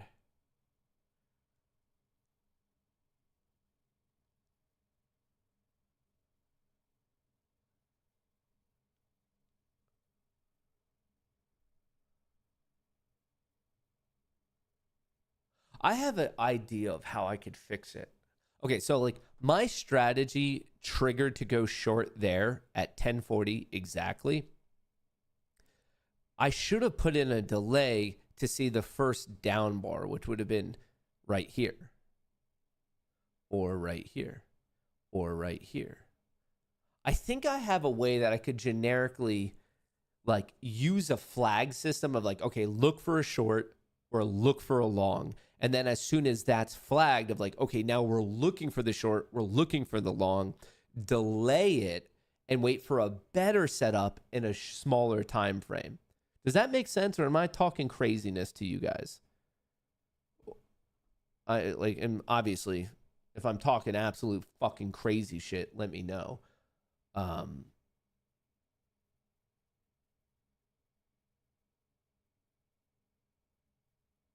think that's what I want it to do.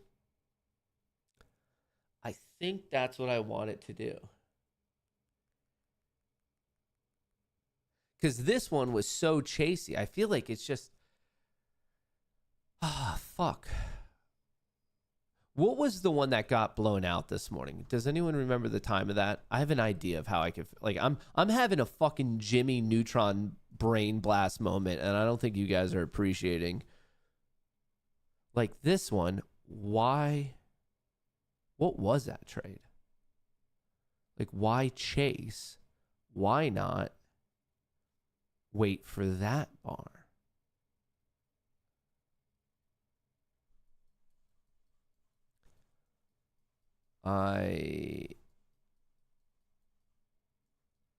That was this one. No, I didn't get blown out on that one. I was here complaining about the time. We already know the time that I got blown out. 9:41. Like, I'm thinking about putting in that delay, and someone said this yesterday. Like right here, what the fuck was this? So right here, it had enough momentum. You see how the EMA crossover, momentum. Finally at the bottom, it had enough momentum to trigger it to go short. Went short, got fucked, would have made its money anyway. Why not build in a delay? Which, like, someone brought this up yesterday, and I was thinking about it last night. I'm like, okay, like, I don't necessarily want a bar count delay, because what if it just keeps going green? Like, it's not like, it shouldn't be like, oh, like 5 bars, then you trade. No. That's not what I want. I want a delay that's based on structure. That is based on structure. Actually, would have this ever have traded?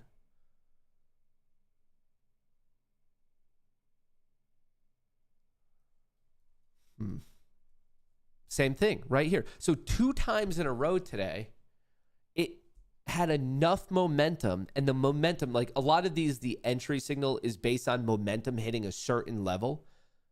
And then right here, the momentum, like I'm almost thinking about upgrading the system of like, okay, instead of doing it, like the momentum gets to a level and now there's a flag of like, yes, you could take a short, yes, you could take a long, and then pausing and waiting for the appropriate time to do so.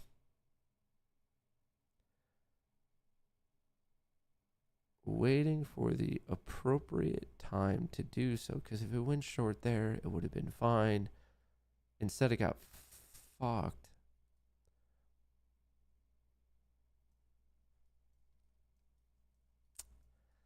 Oh, ideas. Yeah, dude, it's bottom ticking all of the extreme momentum readings, which statistically does continue that way, but I'm getting like such an extreme fill that I don't think is making the slippage issues any much better. Speaking of that, this runner one, why is this still in the position? How the fuck is this not cut out?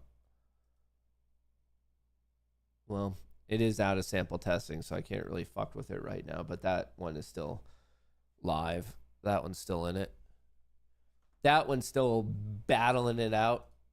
Oh, man. So not only do I have to figure out the bug that we saw earlier today, but I also need to figure out the flagging system to put in a delay not based on bar count, not based on time, but basically based on bar structure.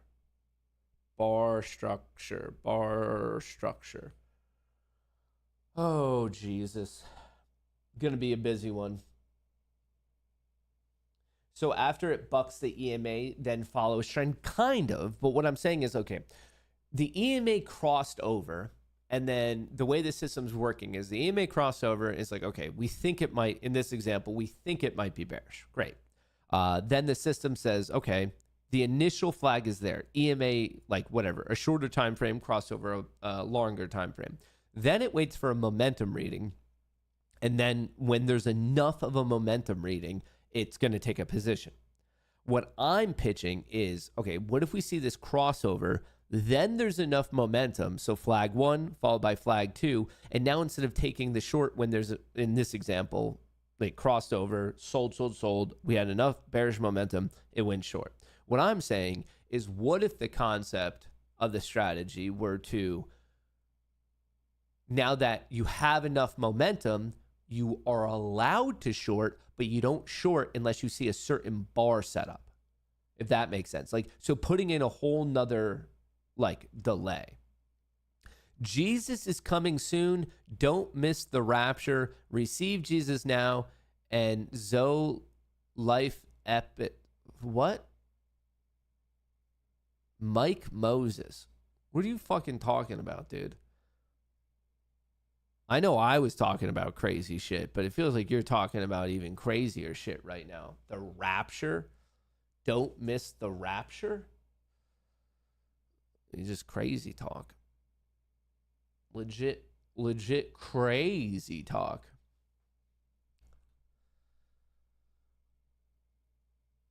Will be delivered in September. Rapture's coming in September. Ken Griffinson here talking notes on Matt's strat. Could you set your entry on the pullback, like 2 or 3 bars consolidation in the momentum, and look for the entry on one of the retests?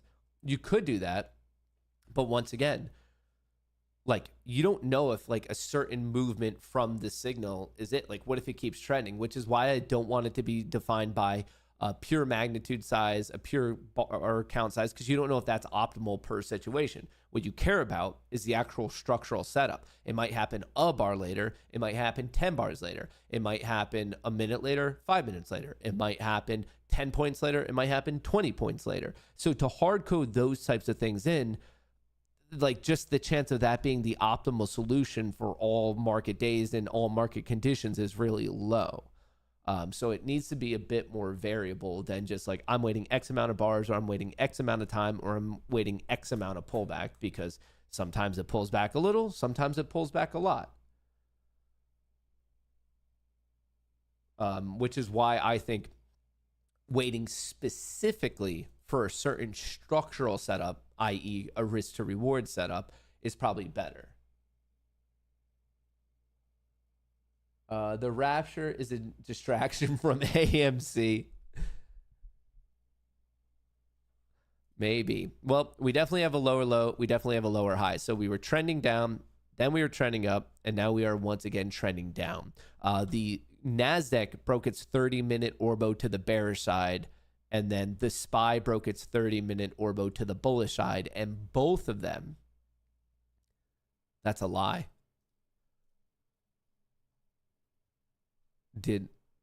Neither of them. Ooh, I misspoke earlier. I'm sorry. We did not break the first hour orbo yet. We got real close.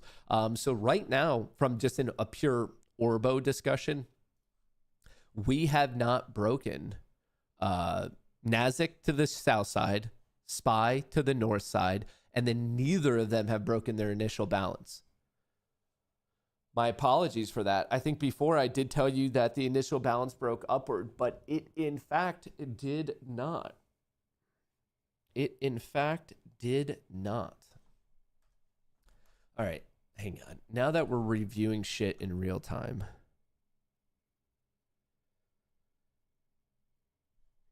Yeah, why the fuck did it trade there?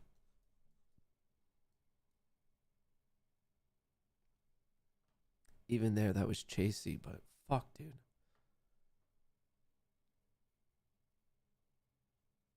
Oh, that could be awkwardly delayed. That could get real awkward. What about 300? We're just doing a little spot checking today, team. We're just doing a little bit of spot checking.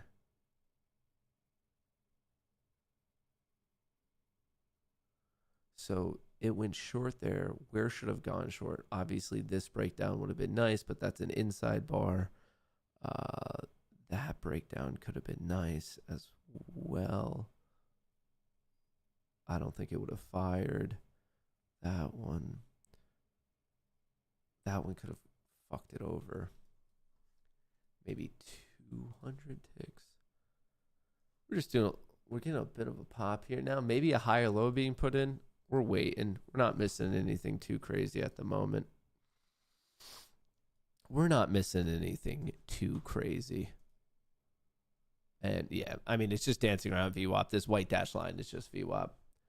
Nothing too nuts going on. Nothing too nuts. Let's go to the 5 minute. Microsoft's looking decent. Hood is actually probably looking the best today. Hood's actually looking real decent. And the past 15 minutes have been nothing but sideways action. Mag 7 doing some stuff. SPY did vomit, popped a little bit, going flat. So this is just a mess today, folks. It is nothing but a mess. What are the big guys doing? Big guys haven't done shit today. What if you look at a green bar with a top wick followed by a red closing below the low of the green and then maybe a second bar for confirmation? Could work. So you're saying for the short, it opens up green. There's a wick. At that point, you'd have to define how big is the wick. Obviously, that would be important.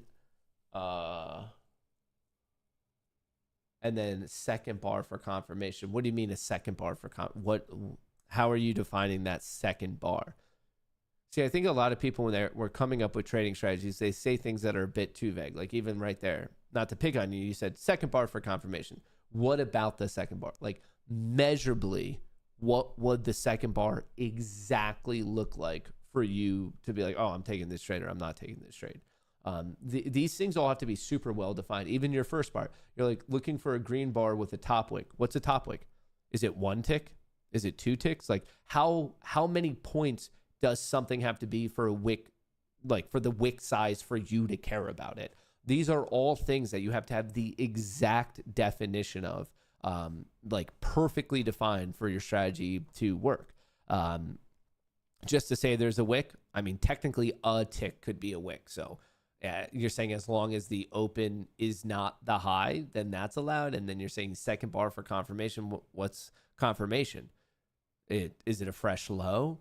Is it a fresh low and like some percentage of the ATR? Is it allowed to have a wick? Like you have to define every single aspect of it. And then really what you would actually do is you would just optimize and figure out what's the best.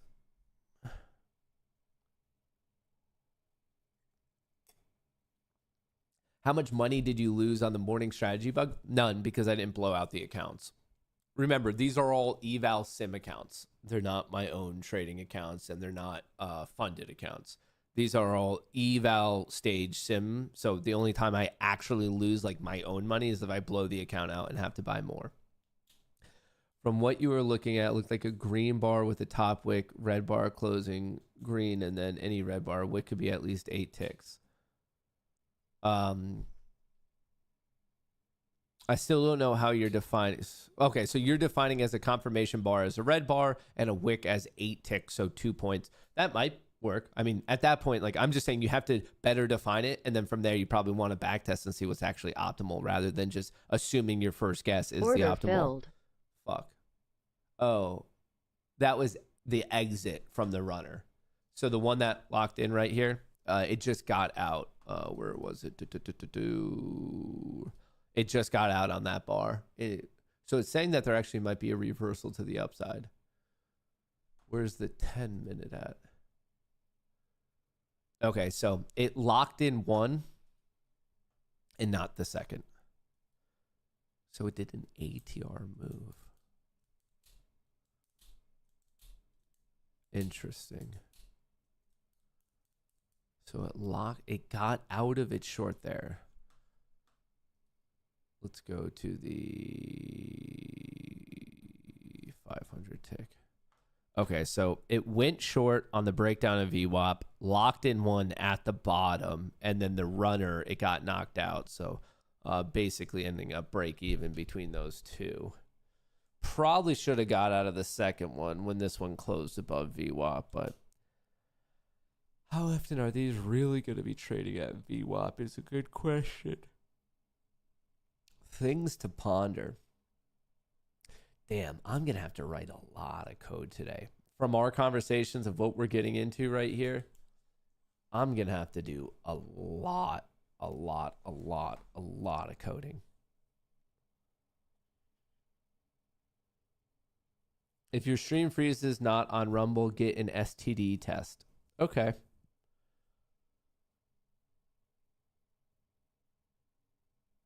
I guess we were getting an STD test.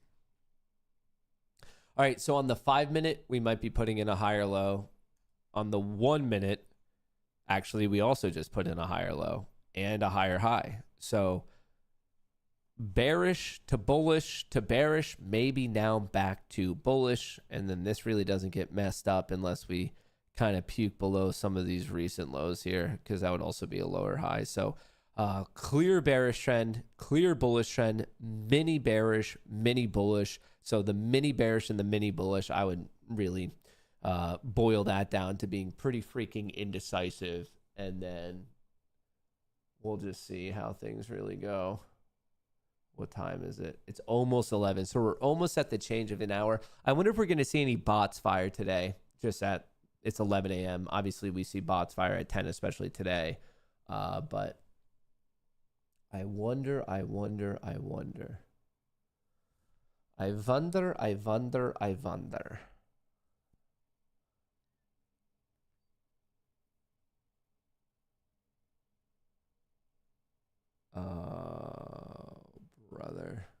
Brother.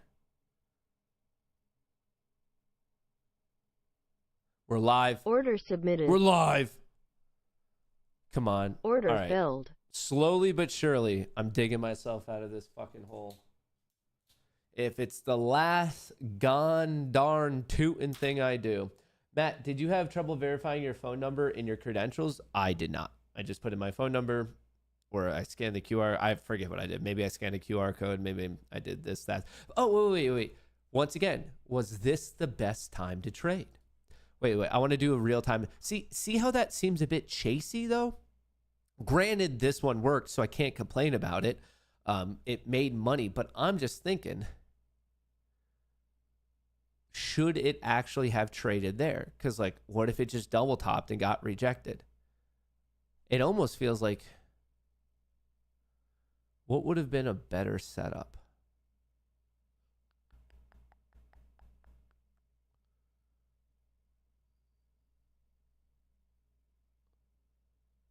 Like here, that feels like it was 100 ticks is so fast, and we're already having slippage issues. So that one worked, but was it worth it? That's trending up still. I can't complain because that did work. It broke. Whatever. Fine. It got a good fill. But just because it worked doesn't mean it was necessarily optimal. Doesn't necessarily mean it was optimal. It kind of feels like it should have waited for, no, I was going to say this setup right there. Boom, you risk this recent low. Even though this one got in and got out later, I don't know. I think there's a strong argument it should have waited for this. It pumped, it pulled back, you take that long. And I know I'm using an example that, like, honestly, it didn't work as well as the actual trade did. But remember, sometimes you just get lucky with trades. That doesn't mean it's actually statistically significant. Sometimes shit just works.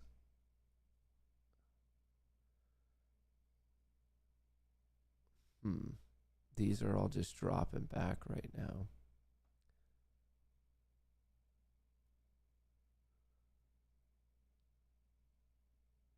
Interesting. Oh, what is the best way to do this? All of these decisions.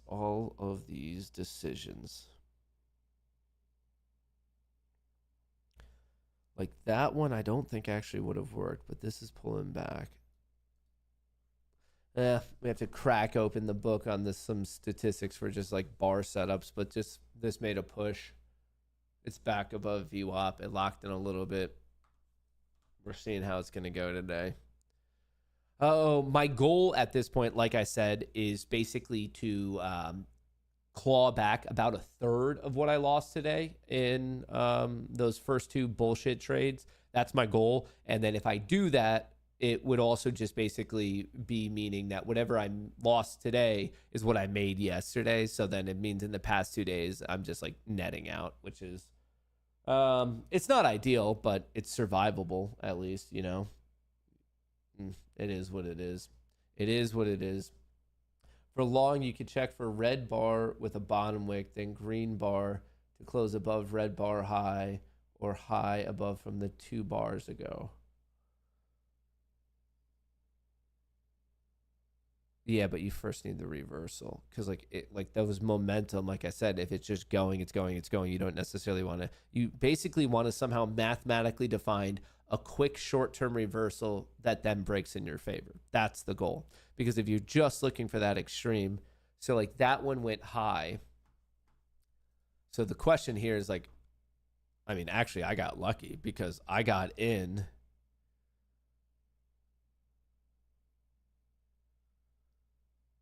You want to wait for a reversal and then a close. So this one did close and it would have worked.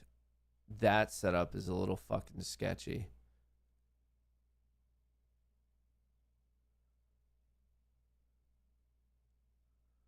So you want to wait for them. And also, this is one data point, so you don't want to be putting like all the weight of your system on it. But you could wait. Okay, so right here, it could have said, you know what, like, whatever, trigger long, and then you're waiting for the first close above a previous high, which would have been triggered there. So the initial system fired it long, but here it should just be a flag. You wait for the first red bar. Okay, cool. And now you actually enter on the first close above a previous high.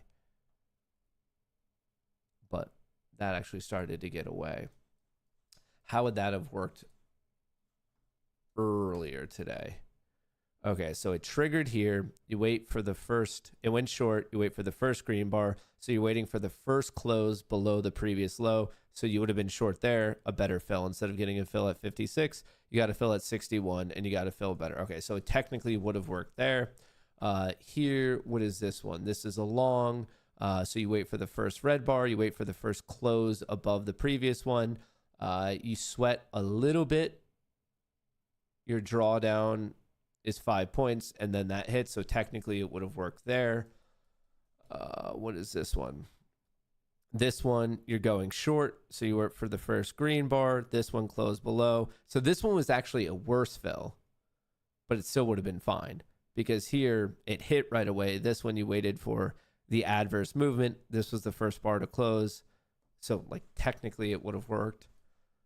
What's this one? Short, you wait right here. That one would have worked. You wait. This is where you would have went short. You get a fill at 52. You sweat to 60. Doesn't matter. You got to fill anyway.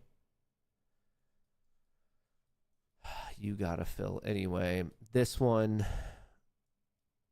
was that was the first one of the day. So, okay, based on what you're saying, technically they would have all worked today. It would have had a adverse fill, something you didn't want on one of the trades, a worse off fill, but on all the other ones, you actually would have had a better fill. And once again, there's no end all be all like this is 100% better. Like you can't expect that with data.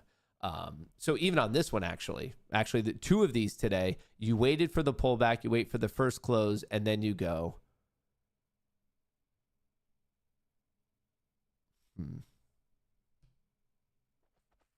I have to think about this a little bit more. Because here, at least you're just not getting completely fucked. Like the fact that you're waiting for at least one bar.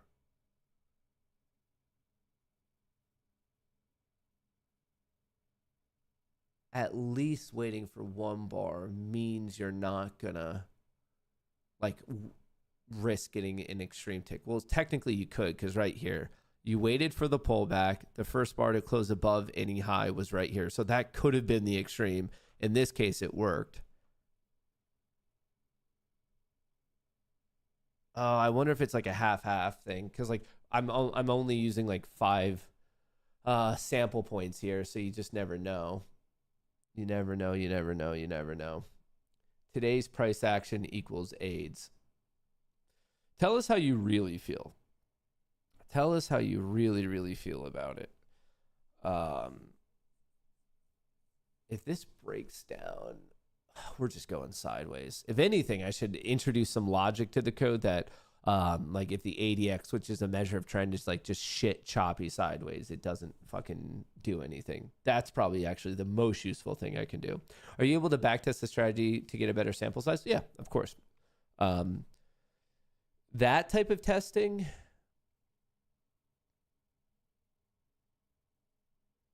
actually, how do I even want to do this strategy?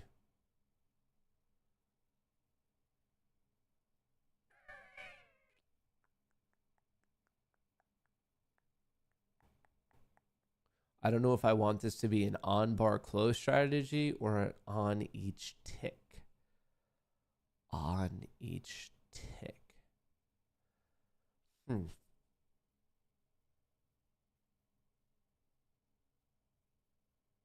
Probably on-bar close. That actually might help a little bit with slippage as well. It might help a little bit with slippage. But I mean, if I'm running it on this small of a time frame, you need to have a system that's really like cooking for you. A system that's really, really cooking for you. Order submitted. Okay. So here's a real-time example. The trigger fired because we broke VWAP and we just broke these lows. So it fired instantly. And my argument is like, okay, maybe wait for the first green bar. So what I'm saying is this should have been a flag. And hang on. So it fired. Okay, it should have fired. All right, we're waiting. Order okay, filled. so that one got filled. And like I'm saying, I don't think I don't know if this was optimal. I think it should have waited for the first green bar. We just got the first green bar and now go short on the first close below a recent low. So pretend that the flag, so nope, we didn't close below. It shouldn't have fired yet. It shouldn't have fired. Okay, it should have fired and boom, it would have hit its profit right away. So even there, technically a worse off fill, but you're not risking that fucking bottom tick. Oh, I have a lot of thinking to do, folks. I just really want to hone in the exact entry. I like the overall signal, but it's, as I showed you today, it's at risk of being on the extreme tick. And I just, like, obviously it cost me money. But anyway, I'm pretty much right back to where I was yesterday. If this trades one more time today, and it's obviously it has to hit, I would be at my exactly what I got yesterday. So basically the last 2 days worth of trading would be netting out to fucking zero. So that's a bummer because it means I had 2 wasted days of trading, but this allows me to like hone in more and more on like what the perfect code would be. Hone in more. Yeah, right there. Because it was green. Wait for the first green one. Check. First close below the previous low. Check. Entry. Short. Hits it. So technically it was a worse off fill, but you get to protect yourself just in case there's a bounce right away because of the momentum reading. Whatever. I will code it up and we're going to rip it. But that's what I have for you folks. Right now, it's a choppy, fucking messy day. We did put in a lower high. What you're going to want to look for is the crack of the lows, which appears to be happening literally right now. So be on the lookouts for that. If you want to do some Cinda-funded stuff, obviously you see what I'm doing. I'm testing out these strategies, and it's a lower risk way for you to test your strategies rather than like funding your own full account. You're getting a great real-time in my opinion, perfect way of how to use this stuff. Use that code Goonie to get 35% off, pinned to the top of chat in the description of the video. I will be doing an update video later on today, and then we're going to be streaming tomorrow. Get ready for tomorrow because Jay Powell will be speaking at 10 a.m. It's going to be a spicy one. I hope you make a fuckload of money today. I hope you make 2 fuckloads of money today. I appreciate all the good vibes. Big thing tomorrow is J-Pal, so just get ready for that. Other than that, keep yourself safe. Remember, this is a marathon, not a sprint. And with all that being said, much love. Don't forget to sub. Don't forget to turn on your notifications. Shout out Chaos. Thank you, thank you, thank you. I'll catch you guys a little bit later on today, or if not, in the Discord. Peace.